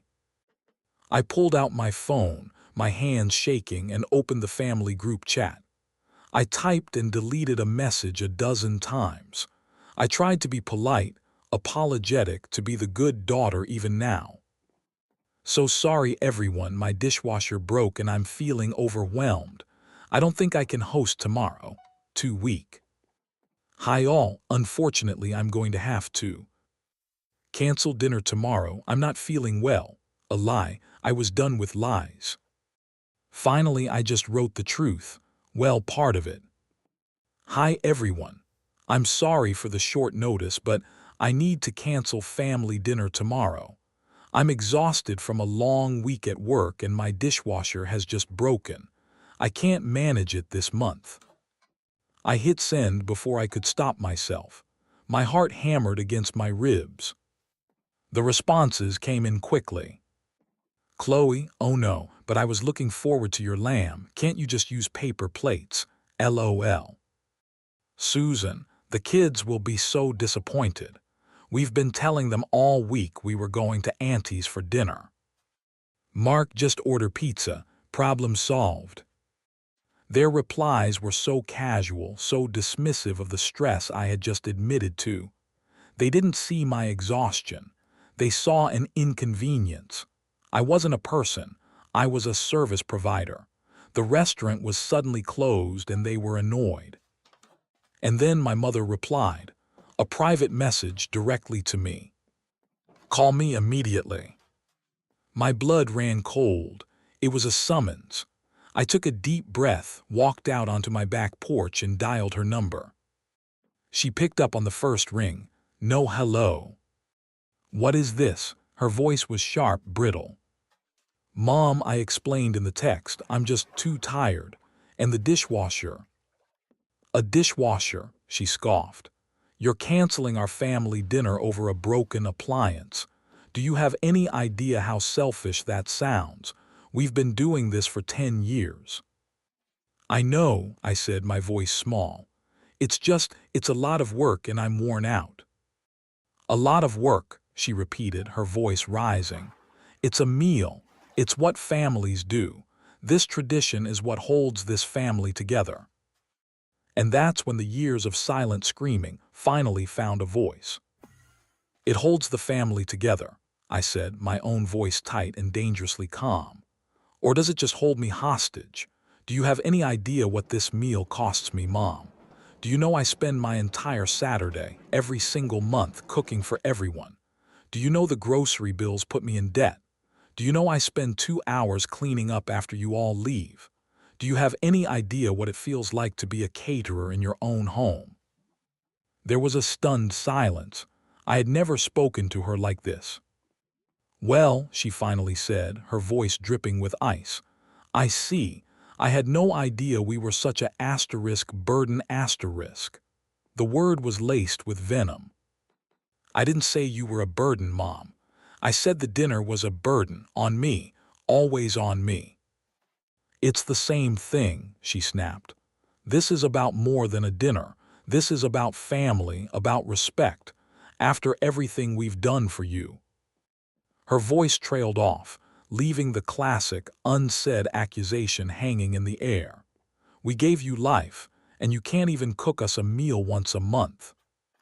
I'm sorry you feel that way, I said, the automated response of a lifetime people-pleaser.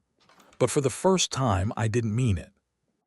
I'm going to talk to your father, she said, her tone final. You can expect a call from him. Click, she hung up. I stood on my porch, phone still to my ear. The sun was setting, and for the first time in a long time I was actually seeing it. I wasn't thinking about oven temperatures. The silence in my house felt like peace, not emptiness. I knew another storm was coming. The call from my father would be the main event. But in that moment I didn't feel fear. I felt a tiny, fragile flicker of freedom.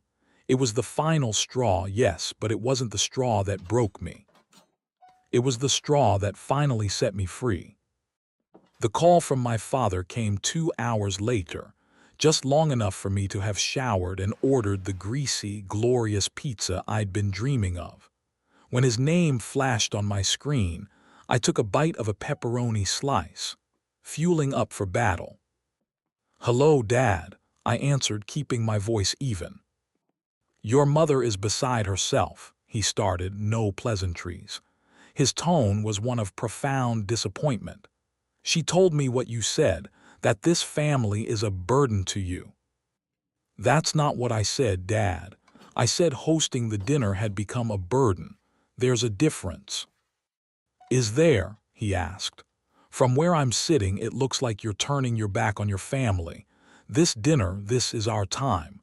It's the one thing that keeps us all connected." A chord of guilt struck deep inside me. For years, I believed my sacrifice was the glue holding us all together.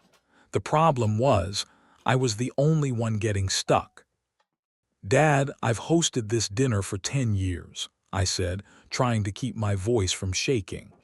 "I've never once asked for help with the cost, the cooking, or the cleaning. All I did was ask for 1 month off because I'm exhausted." "It's not about 1 month and you know it," he said. "This is a slippery slope. You cancel this one, then what's next? You'll be too exhausted for Christmas. Too overwhelmed for your mother's birthday. Where does it end?" It was a classic tactic.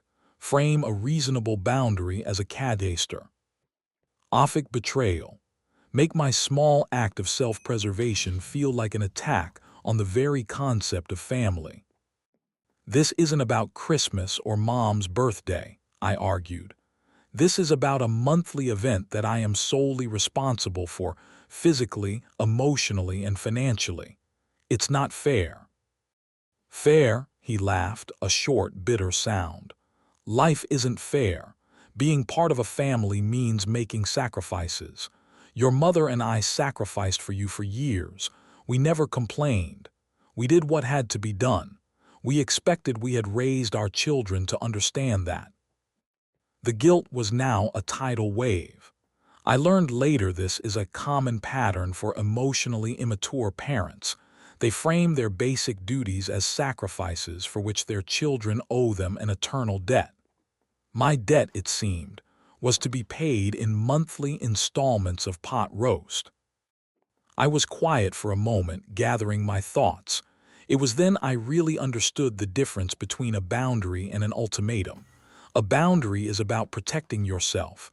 "I will not be hosting this dinner anymore." An ultimatum is about controlling someone else. "If you do that, I will do this." I was setting a boundary. I was about to get an ultimatum. "Dad," I said softly, "I love you and Mom, but I cannot continue to host this dinner. It's affecting my mental health and my finances. It's not sustainable for me." There was a long pause. Then he sighed, a deep theatrical sound. "All right," he said, his voice becoming cold, businesslike. "Your mother and I have been discussing this. We feel this dinner is a fundamental part of our relationship with you. It's a symbol of respect." Here it comes, I thought. So here is the choice, he continued, each word a stone in the wall he was building between us. You can either call your mother, apologize for your behavior, and agree to host the dinner as usual from next month on. We can forget this ever happened. He paused for effect.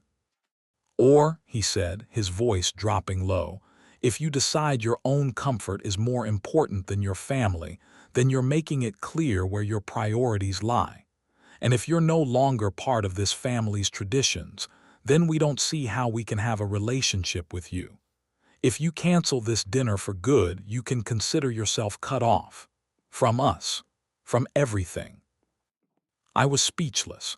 The ultimatum was breathtakingly cruel. It wasn't just reinstate the dinner.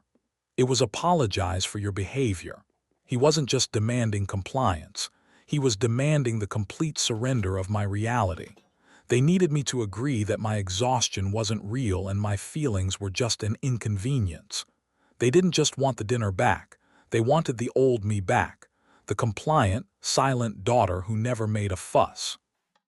The pain of it was confirmation of my deepest fear, that their love was entirely conditional, transactional.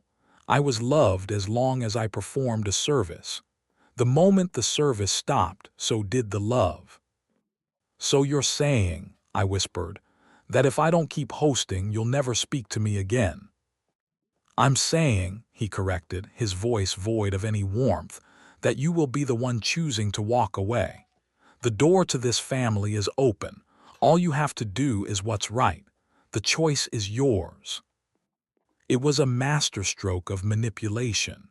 By framing it this way, they were absolved of all responsibility. If I was hurt, it was my own fault. I looked around my quiet living room, the half-eaten pizza on the coffee table, my cat asleep on a chair. This was my life. The one that was peaceful when they weren't demanding to be the center of it. For 10 years, I had put their comfort above my own. Now they were asking me to sign a contract in perpetuity that my needs would always come second.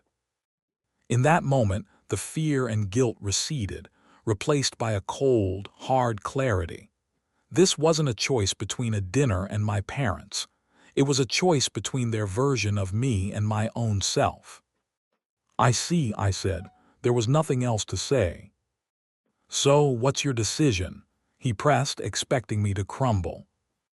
I'll have to think about it, I lied. I'd already decided. I wasn't choosing to be cut off. I was choosing to be free. There's nothing to think about, he said gruffly.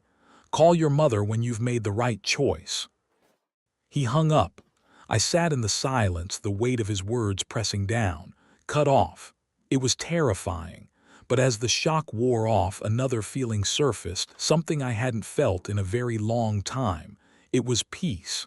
The battle was over. The ultimatum had been given. And for the first time, I knew I wasn't going to surrender. I never made the call. The next day, a Sunday, was the quietest Sunday I'd had in a decade. I woke up to the sun streaming through my window, not an alarm. I made coffee and sat on my porch. There was no frantic chopping, no simmering pots, just the sound of birds. It felt miraculous. But it was a peace tinged with anxiety. I kept checking my phone. Nothing. It was like I had been excommunicated. One day I was the hub of the family's social life. The next, I ceased to exist. The first week was a strange mix of liberation and grief. I made spontaneous plans with a friend on Saturday, and as I sat there laughing, I realized I hadn't done something so simple, so purely for my own enjoyment in years. But then I'd see a family commercial and my stomach would plummet. You're not just mourning the relationship you had. You're mourning the one you always wanted. The first real test came 3 weeks later, my mother's birthday. I struggled with what to do. I decided to test the waters. I bought a beautiful card and wrote, "Happy birthday, Mom. I hope you have a wonderful day. I love you." I sent it with a bouquet of her favorite flowers. The flowers were delivered. I got the confirmation email. I waited all day for a response. Silence. That evening, my sister Chloe posted an Instagram story. A picture of the whole family, my parents, Mark, Susan, their kids, at a fancy restaurant. My mother was in the center, smiling, holding a glass of champagne. The flowers I sent were nowhere in sight. Chloe's caption: celebrating the best mom in the world, the whole family together. The asterisk whole family. Seeing that picture was a punch to the gut. They had just replaced me. They didn't need me. The tradition wasn't about being together, it was about being served. Since I was no longer serving, they just found a different restaurant. My absence wasn't a hole to be mourned, it was a chair to be filled by a waiter. That's when anger started to eclipse the grief. How dare they paint me as the one who abandoned them? How dare they perform this happy family charade for social media, erasing me from the narrative as if I were a smudge on a photograph? The family story must be preserved. If the scapegoat leaves, they are painted as the villain because the alternative, admitting the family itself is dysfunctional, is unthinkable for those in charge. The weeks turned into months. The silence from my parents was absolute, but something else was happening. I was healing. Without the constant stress, a fog of anxiety I hadn't been fully aware of began to lift. I started sleeping better. I paid off a credit card with the money I was no longer spending on gourmet groceries. I even got my dishwasher fixed. I started reconnecting with myself. My house, once a stage for family drama, became my sanctuary again. I started talking to my therapist, who gave me the language for what I'd experienced. She called it parentification, when a child is forced to meet their parents' emotional needs. She helped me see the ultimatum was a desperate attempt to maintain control. I told my friends the whole story, and they were furious on my behalf. Their support was a balm on the wound of my family's rejection. The silence from my parents continued, but my own life was getting louder, richer, and more authentic. I was no longer the dutiful daughter, the family caterer, the scapegoat. I was just me, and I was starting to like her a lot more than the person they demanded I be. The price of their silence was high, but the price of their presence had been my soul. I knew I had made the right choice. It's been almost a year now since the great cancellation. A year of silence. I've been through all the holidays as a family orphan. It was hard, but there were also Friendsgivings and quiet holidays with people who chose to be with me. Then about a month ago, my phone rang. An unknown number. Hello. A hesitant voice. Hi, it's Mark, my brother. Hey, I said, my guard immediately up. What's up? Listen, things have been different since you stopped doing the dinners. I'm sure, I said, unable to keep the edge out of my voice. No, Chloe had to host Christmas. It was a disaster. Susan tried to host Easter and she and Mom got into a huge fight over mashed potatoes. It's been tense. I didn't say anything. And he continued, they've been trying to get us to commit to a monthly thing, rotating houses. But Susan's not having it. Chloe just laughs. They're driving us crazy. A laugh escaped my lips, dark, ironic, a little hysterical. Welcome to my world, Mark. That was my life for 10 years. He was quiet. Yeah, he finally said. I guess it was. We never really saw it. No, I said, you didn't. Anyway, the reason I'm calling is, Mom was asking for your number. I think she might call you. My heart did a strange flip. Why? I don't know. Maybe she misses you. Or maybe she just wants you to start cooking again. His honesty was brutal, but I appreciated it. Don't give it to her, Mark, I said, the decision coming instantly. If she wants to talk to me, she can write a letter. She can send an email. She chose silence. She can choose to break it. Okay, he said. He sounded relieved. Yeah, okay, I get that. As of today, my mother has not called. She has not written. The silence continues, and I'm okay with that. My brother's call was a gift. It was a crack in the narrative. They hadn't cut off a difficult daughter. They had fired a vital employee and were struggling to fill the position. The emotional labor I performed for a decade was suddenly visible because they were now being asked to do it themselves. Choosing to let go of that role was the hardest thing I've ever done. It cost me my parents, but what I've gained is so much more. I've gained peace, financial stability, and real relationships. Most importantly, I've gained myself. I learned that setting a boundary isn't an act of aggression, it's an act of self-respect. A relationship that only exists if you erase yourself isn't a relationship, it's a prison. So this is where I want to hear from you. Am I wrong for choosing my own well-being over a decade-long tradition? Was I wrong to refuse an ultimatum that tied my parents' love to my willingness to be their personal chef? Let me know in the comments what you would have done. If you've ever dealt with something similar, I'd love to hear about it. Thanks for listening.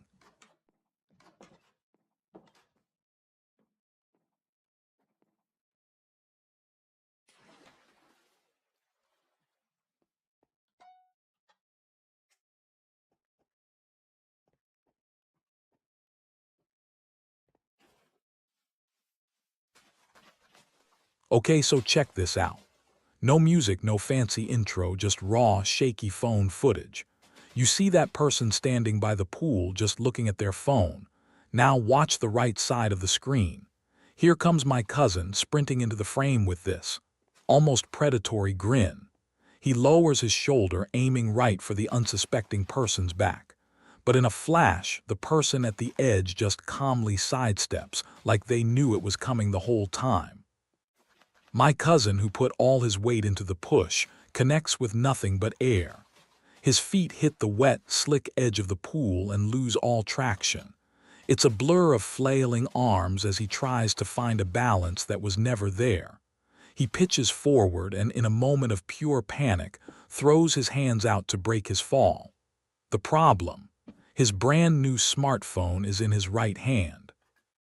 There's a sickening asterisk crack as the phone smacks face down on the concrete, followed instantly by a loud, clumsy splash as he belly flops into the water. A second later, he pops up, sputtering, but instead of laughing, he lets out this high-pitched yelp of actual pain, clutching his wrist. So yeah, that was my cousin, Mark, and that was his brand new phone you heard meeting its tragic end on the pavement. We will absolutely come back to the glorious conclusion of his story in a little bit, because believe me, the aftermath is even better than the fall. But seeing his prank backfire so perfectly got me thinking. It's like the universe has a special set of rules for people around swimming pools. It's a place where bad ideas, big egos, and the simple laws of gravity just love to collide in the most satisfying ways. Sometimes karma doesn't wait around. Sometimes it doesn't even have the patience for you to dry off. It strikes fast with the shock of ice-cold water. So I went looking for the most satisfying, cringeworthy, and hilarious moments of instant pool karma ever caught on camera. We're talking about everything from pranksters who played themselves into a world of wet, chlorinated regret, to show-offs whose egos wrote checks their bodies couldn't cash. You're about to see what happens when what goes around, comes around, ends with a splash. Stick around because you won't want to miss the rest of my cousin's trip to the emergency room. Let's get into it. You know the type. They see a peaceful, relaxing pool scene and think, I know what this needs, a tidal wave that I create. Their goal is simple: get everyone else soaked while they stay dry and laugh from the sidelines. But as we're about to see, the pool gods are rarely on their side. Think of karma as the universe's lifeguard, and it's always on duty. Our first clip is a classic, a cautionary tale we could call the cannonball catastrophe. Picture a backyard barbecue in full swing. People are chatting, relaxing, holding paper plates of food. It's perfect. But then there's asterisk this guy. Let's call him Chad. Chad decides the party needs more energy, and he's the guy to provide it. We see him get a running start from across the lawn with this look of absolute confidence on his face. He's not just jumping in, he's going to become one with the pool. His targets are a group of friends sitting on the edge, feet dangling in the water, totally oblivious. He launches himself into the air like a missile of mischief. And honestly, he succeeds. He hits the water with the force of a small asteroid, sending a plume of water erupting from the pool that drenches his friends. They shriek, half in surprise, half in anger. Mission accomplished. Chad surfaces with a triumphant roar, fists in the air. But his victory lap is cut brutally short. He tries to hoist himself out of the pool to take a bow, but the deck is now, thanks to him, a treacherous sheet of water. As he pushes up, his hands slip. His feet can't find a grip on the submerged steps. For a second, his eyes go wide. He knows what's coming. He flails, not like a swimmer, but like a cartoon character who just ran off a cliff. He slides gracelessly back toward the water, but not before his chest and stomach slam into the hard edge of the pool deck with a wet, meaty asterisk smack asterisk.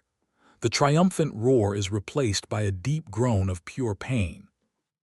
He slumps back into the water, defeated, holding his ribs, while his drenched friends erupt in merciless, satisfying laughter. He wanted to be the life of the party but ended up as the punchline. Next, we have a clip that proves modern tech is no match for old-school karma. Here's a young woman, let's call her Jessica, who's decided to up the ante on pool pranks. She's got one of those massive pump-action water guns, the kind that looks like it's for riot control. Her target is her boyfriend, who is lying peacefully on a floaty, eyes closed, soaking up the sun. He looks so serene. You almost feel bad for him. Almost. Jessica creeps to the edge of the pool, hiding behind a large potted plant like a tactical genius. The camera zooms in as she MPS the handle, building up pressure. She peeks out, takes aim, and is about to unleash a storm on her unsuspecting partner. But she makes one huge mistake. She's so focused on her target that she doesn't notice another friend quietly sneaking up behind her. This friend isn't armed with a fancy super soaker. They're carrying a simple, humble, and devastatingly effective tool, a big orange bucket filled to the brim with ice water. Just as Jessica leans out to take her shot, the friend with the bucket makes their move. With perfect timing, they dump the entire thing right over Jessica's head. The shock is instantaneous. She lets out a piercing shriek as the freezing water cascades down her back. She drops the water gun, and her master plan is washed away in a torrent of icy failure. The boyfriend on the floaty sits up just in time to see his would-be attacker dripping, shivering, and utterly defeated, without a single drop of water having touched him. Jessica learned a valuable lesson. While you're planning your attack, always watch your back. And what about the gentle push prank? It's a pool party classic. Sneak up on someone at the edge and give them a little nudge. They fall in, you stay dry. Simple. But simple isn't always safe on a wet pool deck.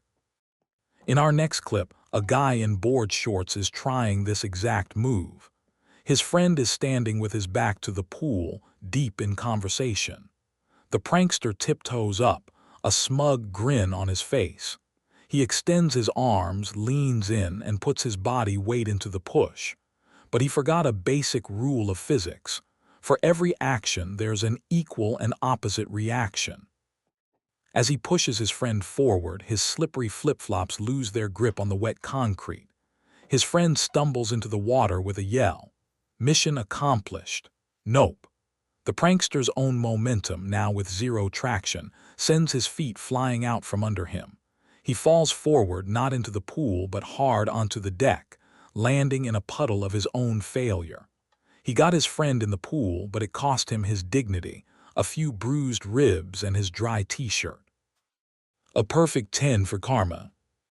A swimming pool is the perfect stage for people who want to show off. These are the show-offs, the athletes of arrogance, who believe their physical skill is a gift to be shared with the world. They are the backflippers and the trick divers. But the pool is a harsh critic, and when these high-flying ambitions meet the hard reality of concrete and water, the result is always a beautiful disaster.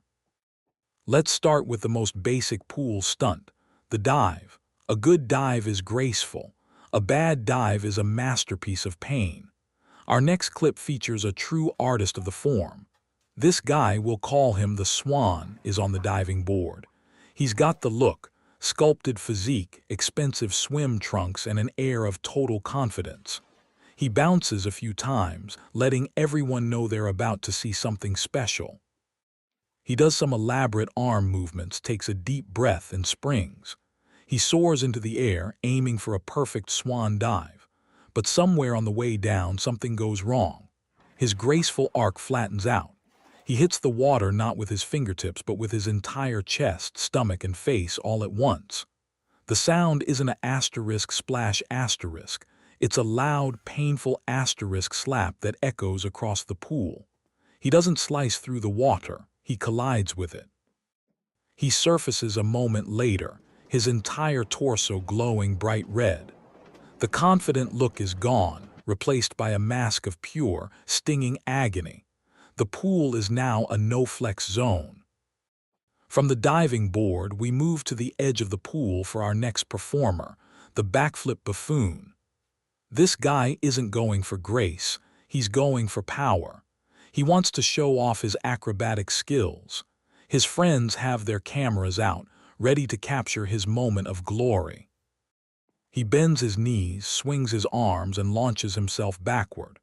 The rotation looks promising, but he made a classic mistake. He jumped more asterisk up than asterisk back. Instead of clearing the pool edge, his rotation happens directly over the concrete. As he inverts, you can see the horror on his face, even upside down. His heels clip the edge of the pool with a sickening thud. This disrupts his spin, sending him tumbling awkwardly, half onto the deck and half into the pool. He lands in a crumpled heap, his head smacking the side of the pool on the way down. He lets out a cry of shock, pain, and utter embarrassment. His quest for a viral video of success ended with a viral video of a much more painful kind. But why limit your failure to just the pool? Our next hero decided to incorporate the whole patio. His grand idea was to do a running jump over the narrow end of the pool, about a 6-foot gap. To a rational mind, this seems like a terrible idea. But to him, it was a challenge he was born to conquer. He gets a long running start, looking like an Olympic long jumper. He hits his takeoff point and springs into the air. For a glorious instant. He's flying. He's going to make it, but pride comes before the fall. He misjudged the distance just barely. His body clears the water, but his trailing foot clips the far edge of the pool. His momentum is instantly and brutally stopped. He doesn't land, he just plummets straight down onto his shins and knees on the hard concrete. He crumples forward, groaning in agony. The camera operator lets out a sympathetic, "Ooh," that says it all. He tried to defy the pool, and the pool put him firmly back in his place. These aren't just fails, they're public service announcements. They remind us that sometimes the coolest thing you can do at a pool is just get in and swim. The moment you turn it into your personal stunt show is the moment karma buys a front row seat, ready for the show. There's a special kind of satisfaction when a bully gets what's coming to them, right? At the pool, they're the dunkers, the splashers, the towel stealers. Their fun comes from making someone else miserable. But the beauty of instant karma is that it's fair. It doesn't care who started it, it only cares about finishing it.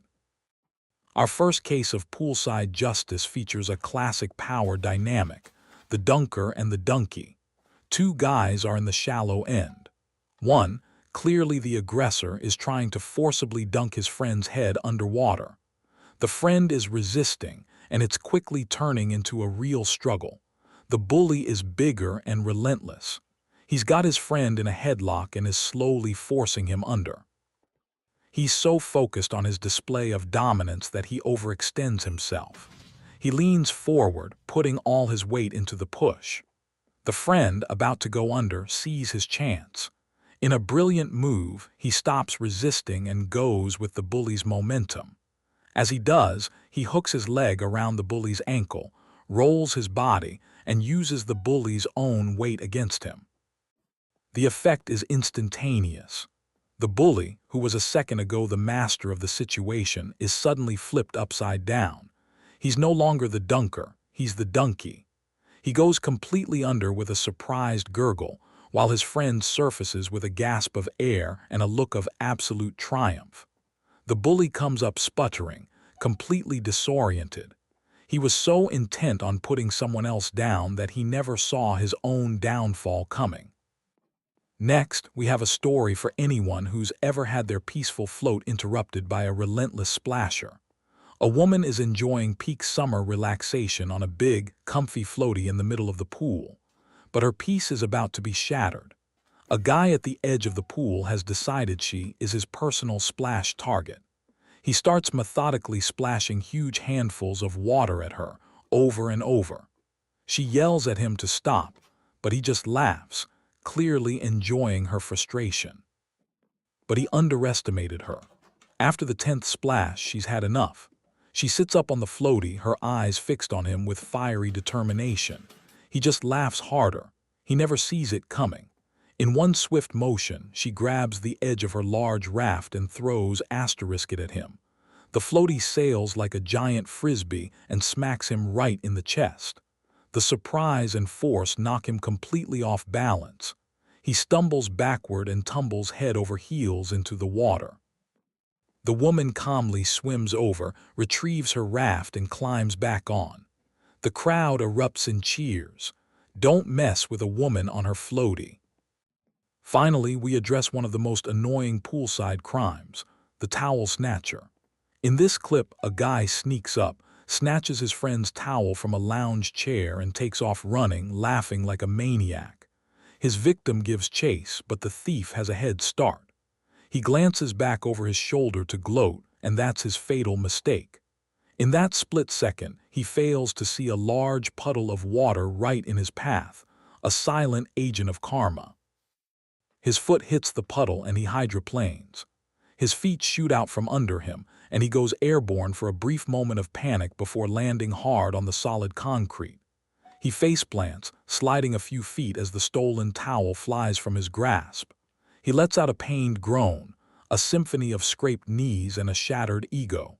His friend stops chasing, his anger instantly replaced by hysterical laughter. What goes around in this case came around and scraped him from chin to shin. All right, you've been patient. It's time to get back to the main event. It's time to talk about my cousin Mark and the day his pranking career came to a screeching, bone-crunching, and very expensive halt. Let me set the scene. It was a perfect Saturday in mid-July, the kind of day made for a family barbecue. The sun was out, burgers were on the grill, and everything felt right. And then there was Mark. Every family has a Mark. He's the guy who thinks Jackass was an instruction manual. His entire sense of humor is built on making other people jump or fall over. He thrives on chaos. All day, he'd been dropping ice cubes down people's shirts and bombing every picture, classic Mark. I was trying to stay out of his way, standing by the deep end of the pool. And yes, I was on my phone. I know, get off your phone at a party. But I was in the middle of a very important text conversation about last-minute concert tickets. It was a now or never situation. From the corner of my eye, I could see Mark. He was talking to my aunt, but his eyes kept flicking over to me. He had the look asterisk. It's the look a cat gets right before it pounces. A slow grin spread across his face. I knew exactly what was about to happen. He thought he had the perfect target. his distracted cousin back to the pool, totally absorbed in his phone. The perfect victim for his signature pool push. But I've been dealing with Mark's antics my entire life, so I made a tiny adjustment. I shifted my weight to the balls of my feet and bent my knees just slightly. I kept looking at my phone, pretending to be completely oblivious, but I was on high alert. Then he made his move. He broke into a full sprint around the edge of the pool. I heard his bare feet slapping the concrete, getting closer and closer. I didn't look up. I stayed distracted. I saw him in my peripheral vision, lowering his shoulder to deliver the hit. This is the moment you saw at the beginning. He put everything into that push. But at the last possible nanosecond, I pulled off the simplest move in the history of prank defense.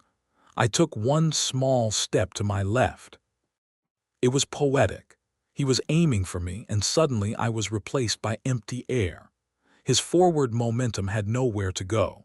His foot landed on the wet, slippery edge of the pool, and his center of gravity just vanished. He let out a surprised whoa as his body kept going. His arms pinwheeled, grabbing at nothing. As he pitched forward, his brain sent a panic signal to his hands.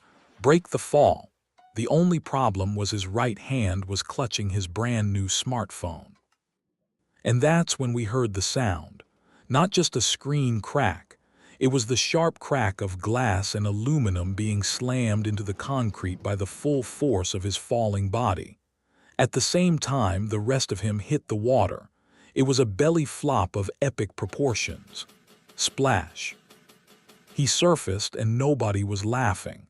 His face was pale, his eyes wide with pain.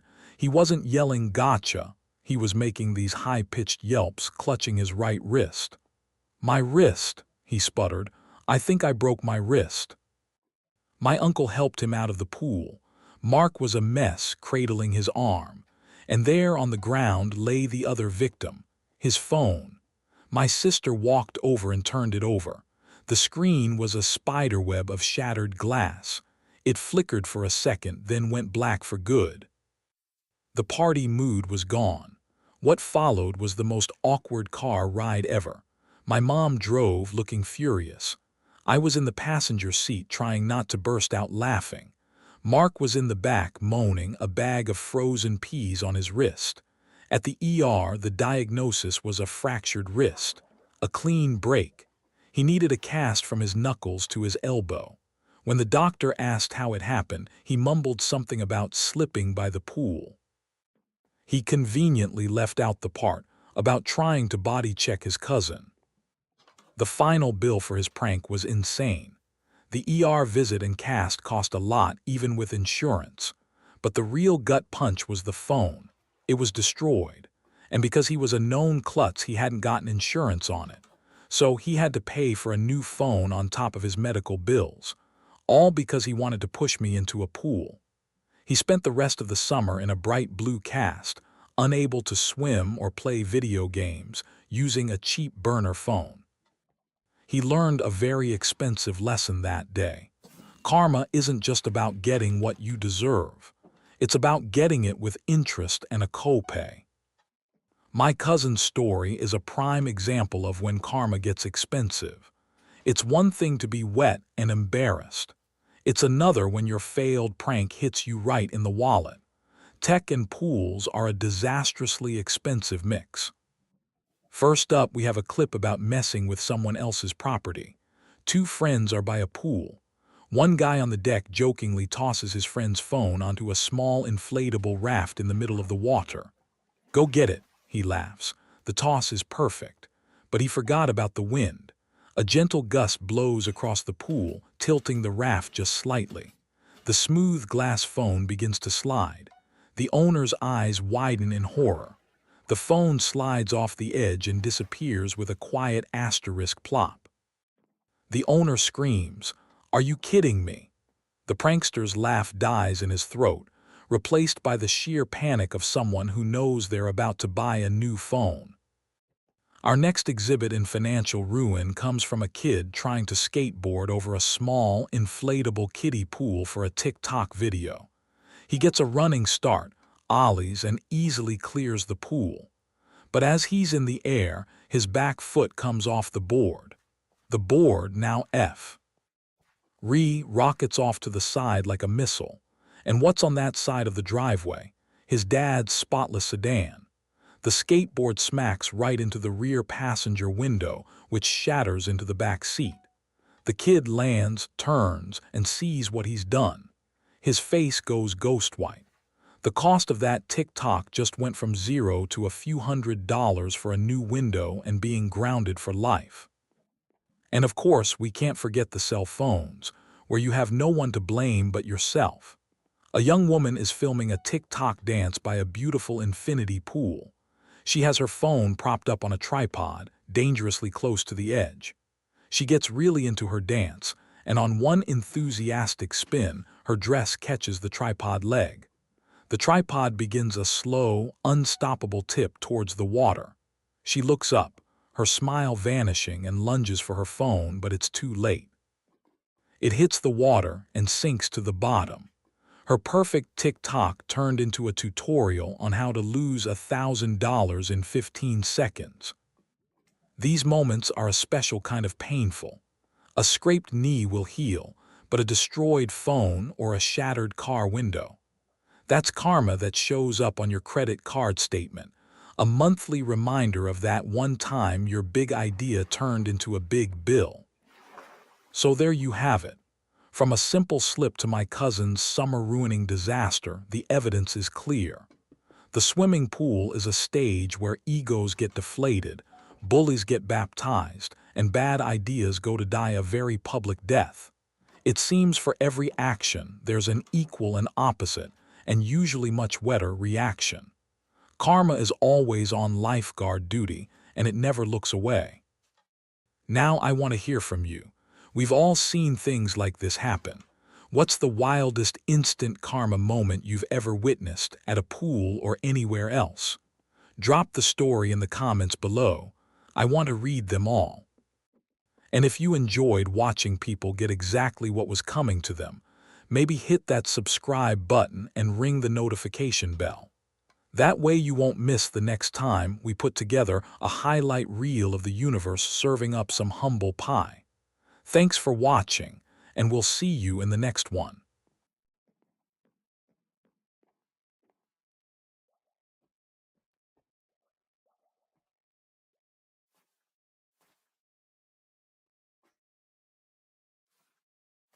I took my 2 kids to Disneyland, and a week later, my ex-wife sent me a bill for over $2,000. Why? Because she decided I was now legally and morally obligated to pay for her new husband's children to have the exact same vacation. If I refused, she said, I wasn't just being unfair. I was a monster who was maliciously tearing our families apart. This is the story of how a wonderful trip with my kids spiraled into a war of entitlement, manipulation, and the breathtaking audacity of an ex who thinks my wallet should fund her new life. Before we get into the madness of the last few months, you need a little backstory. It adds a thick, rich layer of irony to my ex-wife's recent demands. My ex, let's call her Karen, and I were married for 8 years. We have 2 amazing kids together, a son, now 12, and a daughter who's 10. On the surface, we looked like the perfect suburban family. But underneath, cracks were forming, mostly because Karen had a, let's call it, a flexible relationship with the truth and our wedding vows. The divorce wasn't amicable.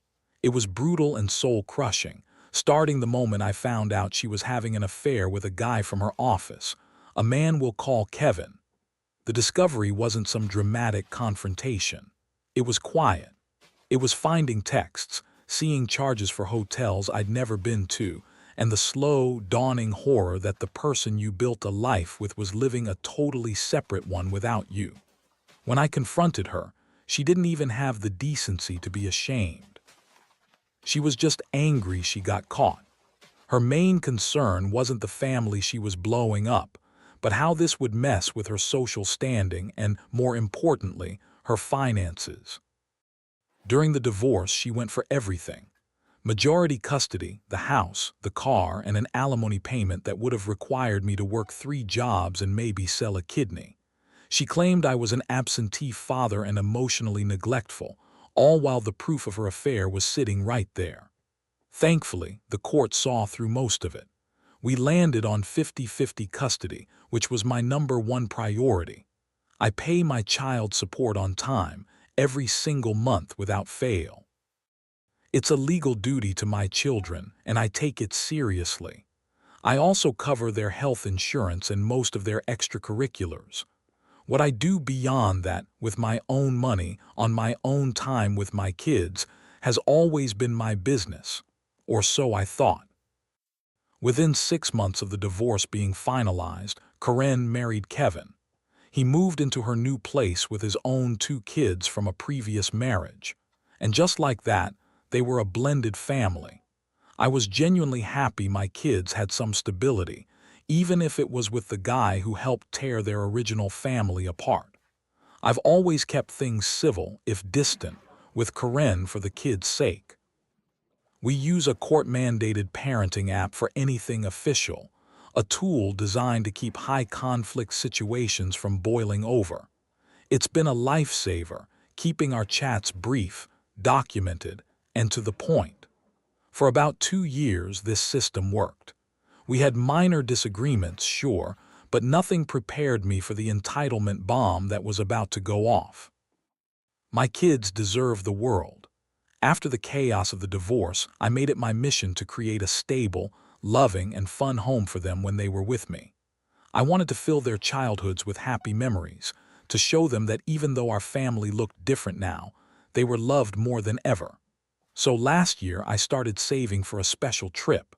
Not just a weekend away, but a real, core memory-making vacation. We talked about it, and the unanimous vote was, of course, Disneyland. For months, I squirreled away every extra dollar. I picked up overtime, cut back on my own spending, and watched that vacation fund slowly grow. Honestly, seeing the goal get closer was almost as exciting as the trip itself.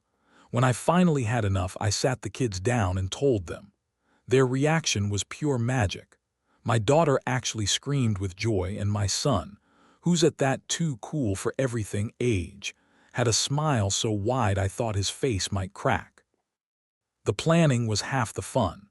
We watched ride videos, picked out restaurants, and mapped out our days. It was our project, a special thing just for the 3 of us.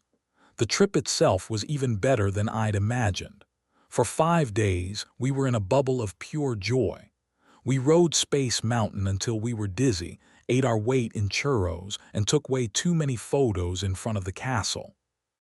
My favorite moment was watching the fireworks explode over the park, with my daughter on my shoulders and my son beside me, both of them just looking up in total wonder. In that moment, all the saving and sacrifice was worth it 1,000 times over. It was a perfect trip. It was our asterisk trip. When we got home, buzzing with happiness and exhaustion, I did what any proud dad does. I posted a few of our best photos on my private social media page for Reens and family. A few pictures with Mickey, a selfie from the Guardians of the Galaxy ride, a sweet one of the kids asleep on the monorail. The comments were all lovely, looks like so much fun, making amazing memories. I didn't think twice about it. It never occurred to me that sharing a few happy pictures of my kids could be the spark that ignites an inferno. I was naive. I'd forgotten the cardinal rule of dealing with my ex-wife. Any sign of my happiness, especially if it didn't benefit her, is a personal attack. The peace was about to be shattered, and it all started with a single notification from the parenting app. It started 4 days after we got back. I was at my desk at work when my phone buzzed. A message from Corinne on the parenting app. Usually it's something mundane. Can you grab the kids from soccer Thursday? This was different. The message was long. My stomach clenched. Long messages are never good news. I opened it. The text read, "The kids told me all about their amazing trip to Disneyland. Kevin's kids saw the pictures you posted and are very upset. They feel left out, and it's creating an unfair dynamic in our home. They're asking why their siblings get to go on a big vacation and they don't. It's causing a lot of jealousy and sadness." I sighed and rubbed my temples. Here we go. I knew exactly where this was going. I started typing a diplomatic response about how this was a special trip for my time with the kids. Before I could finish, a second message buzzed through. "I've been thinking, and there's only one fair way to resolve this. You need to make it right. You created this imbalance, so you need to fix it. I've priced out the exact same trip for me, Kevin, and his 2 children. The total for park tickets, flights, and a comparable hotel comes to $2,450. Please transfer the money to my account by the end of the week so I can book it. It's the only way to be fair to all the children." I just stared at my phone, reading it over and over. Was she joking? She couldn't be serious. She was demanding that I pay for her, her new husband, and his kids to go on vacation because I took my own children on one. The sheer, breathtaking gall of it was almost impressive. I put my phone down and walked to the break room, my hands shaking a little with anger and disbelief.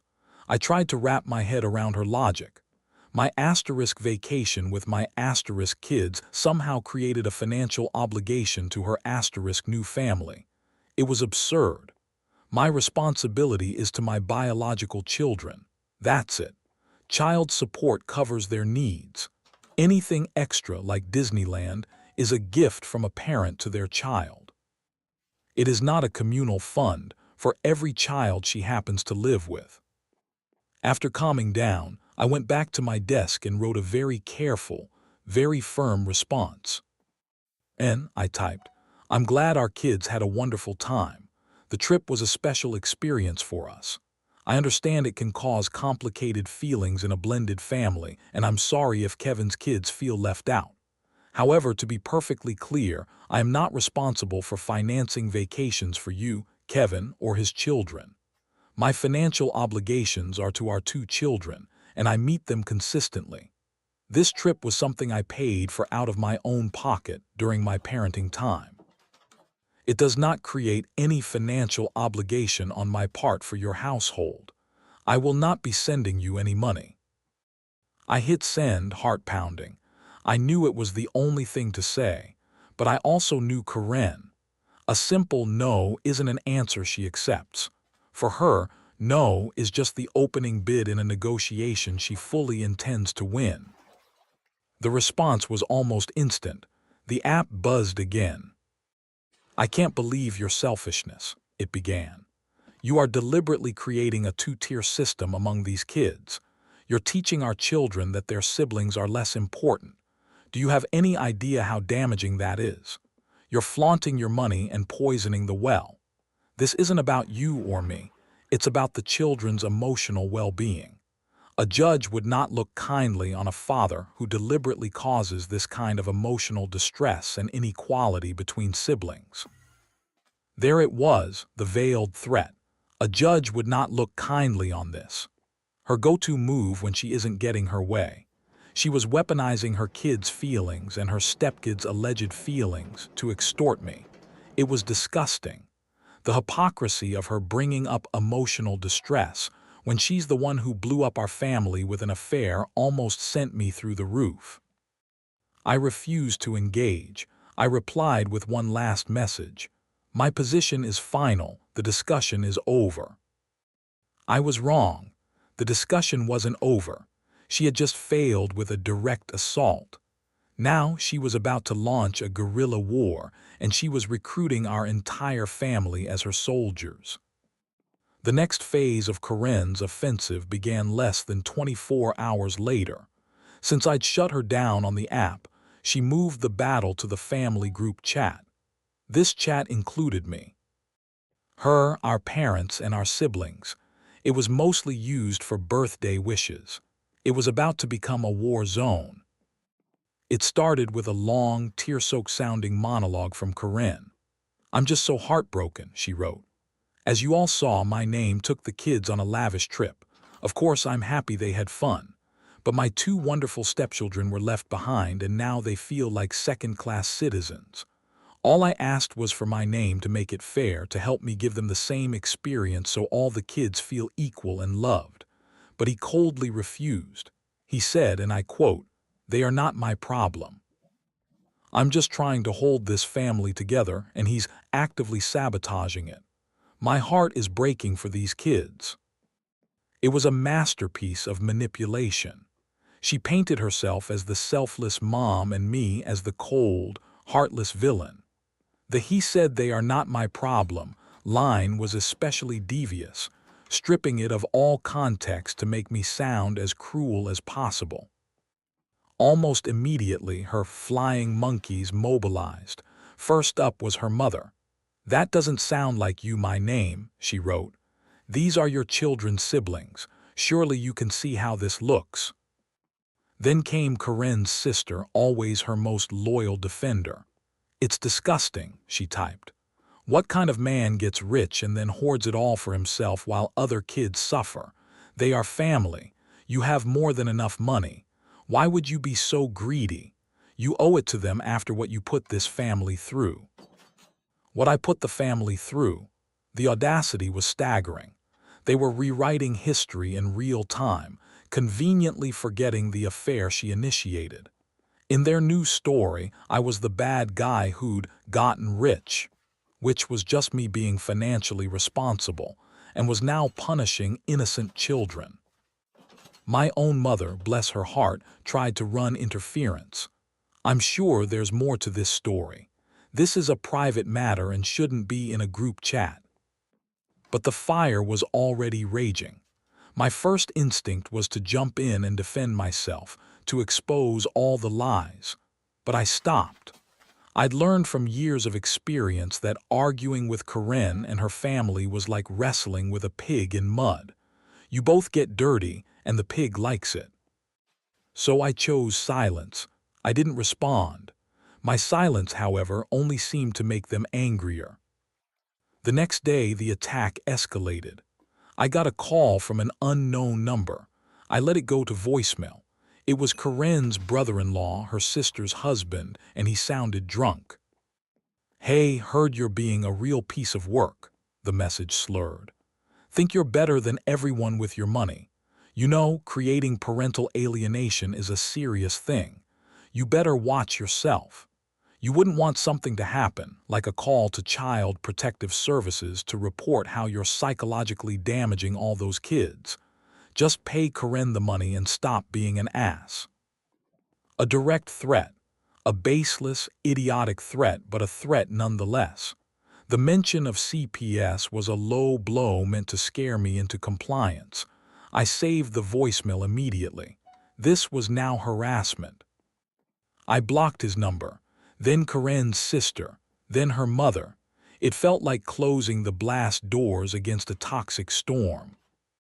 But the most painful part came from my own father. He called that evening, his tone not aggressive but disappointed, which was worse. "Son," he said with a heavy sigh, "I've been talking to Corinne's mother. I know you work hard, but sometimes you have to look at the bigger picture. It's $2,000. Is it really worth all this drama? Sometimes it's just easier to pay and keep the peace. For the kids' sake." I felt betrayed. "Dad, are you hearing yourself?" I asked, my voice strained. "She is extorting me. This isn't about the money. It's about boundaries. If I pay this, what's next? Am I paying for their Christmas presents, their college tuition? Where does it end? She and her husband are responsible for their family, not me." "I just don't want to see the family torn apart over money," he said weakly. "The family was torn apart when she had an affair," I nearly shouted. "This is me defending myself from a financial predator. I expect my own father to be on my side, not telling me to roll over for the person who cheated on me." There was a long silence. I just want what's best for my grandkids," he finally mumbled. "So do I said, my voice dropping. And what's best is having a father who isn't a doormat who stands up for what's right. I'm disappointed you can't see that. I ended the call feeling more alone than ever. Corinne's strategy was working. She had isolated me and painted me as the bad guy, but I wasn't broken. This wasn't just about money anymore. It was about respect. It was time for the final showdown. The final confrontation wasn't a shouting match. In today's world, the most devastating blows are delivered silently, through carefully worded text. My weapon was going to be the very app she used to taunt.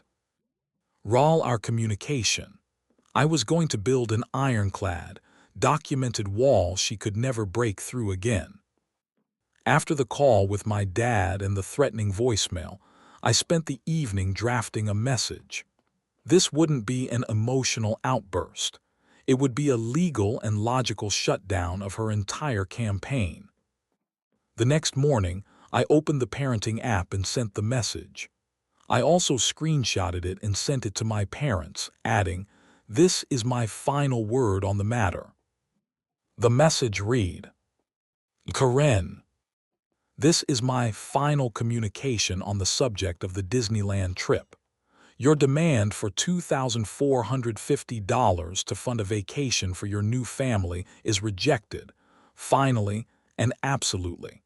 Let me be unequivocally clear about our boundaries from now on. 1. My financial obligations. Asterisk my financial responsibility is exclusively to our 2 children, as outlined in our divorce decree. I am not, nor will I ever be, financially responsible for your husband or his children. Any gifts or experiences I provide for our children are at my discretion and do not create an obligation to match them for any other children in your household. 2. The fairness argument. Asterisk your claim that I am creating an unfair situation is manipulative. Our children live in 2 separate homes with different financial situations. That's a normal consequence of divorce. It is your and Kevin's responsibility to manage the budget and expectations in your home. Demanding money from me isn't co-parenting, it's extortion. Blaming me for your stepchildren's jealousy is a transparent guilt trip, and it won't work. 3. Harassment and defamation. Asterisk your campaign of involving our families has crossed a line. You have misrepresented our conversations, defamed me, and encouraged others to harass me. The threatening voicemail I received from your brother-in-law, which included a threat to make a false report to Child Protective Services, has been saved and documented. This is unacceptable. 4. Future communication. Effective immediately, all communication between us will be strictly limited to the logistics of co-parenting our 2 children, scheduling, health, education, and will happen exclusively asterisk through this app. Any attempt to discuss finances, my personal life, or engage in emotional manipulation will be met with silence. Any further harassment from your family will result in my pursuing a formal anti-harassment order, using all the documentation I have saved. These are not a negotiation. These are the terms. My responsibility is to be a good father, and that includes teaching our children about healthy boundaries and self-respect. Caving to your unreasonable demands would be a failure. I will continue to provide a wonderful life for our children in my care. What you do in yours is your responsibility. The discussion is closed. I hit send. A wave of grim finality washed over me. I had deployed the nuclear option. I had drawn a line not in sand but in concrete. I put my phone on silent, bracing for impact. When I finally checked it that evening, the fallout was just what I expected. My mom had simply replied, "I understand. I love you." My dad sent a thumbs-up emoji, which I took as his tacit agreement that I'd done what I had to do. And from Corinne, silence. The war of words was over. I had called her bluff and she had folded. The peace was deafening, and for the first time in weeks I could finally breathe again. The weeks that followed were strangely quiet. The family group chat went dormant. The angry text stopped. It was as if my final message had sucked all the oxygen out of Corinne's manufactured crisis. Her entire strategy relied on my emotional engagement, and by denying her that, I had rendered her powerless. Communication on the parenting app became exactly what it was meant to be, sterile and logistical. I'll be 15 minutes late for pickup Friday. Sarah's dentist appointment is Tuesday. It was peaceful. There were casualties, of course. My relationship with Corinne's sister and mother is non-existent. No great loss. My relationship with my own father is slowly repairing. He called a week later and apologized. He said, "You were right. I was trying to be a peacemaker but didn't realize I was asking you to sacrifice your principles. I'm proud of you." That meant more to me than he'll ever know. The most important thing was to check in with my kids. I sat them down and had an age-appropriate chat. I explained that their mom was upset about the trip and that sometimes divorce creates complicated feelings about money and fairness. I reassured them they'd done nothing wrong. I told them, "My job is to take care of you. Your mom and Kevin's job is to take care of their family. It's okay for things to be different in our two homes. The only thing that matters is that you are loved in both."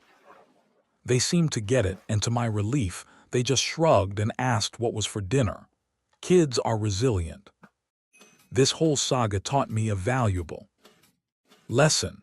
When you're dealing with someone who thrives on drama, you can't win by playing their game.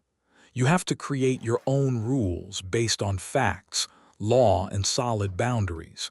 You have to be willing to be called the bad guy by people whose opinions don't matter. You have to protect your own peace. My ex-wife demanded I pay for her new kid's Disneyland trip. I refused. I was harassed, vilified, and pressured by people I once called family. But I stood firm. I am not an ATM for my ex-wife's new life. I am a father to my two children. Loving them and creating magical memories with them is my privilege and my right. And no amount of entitlement will ever change that. So that's my story. What a ride.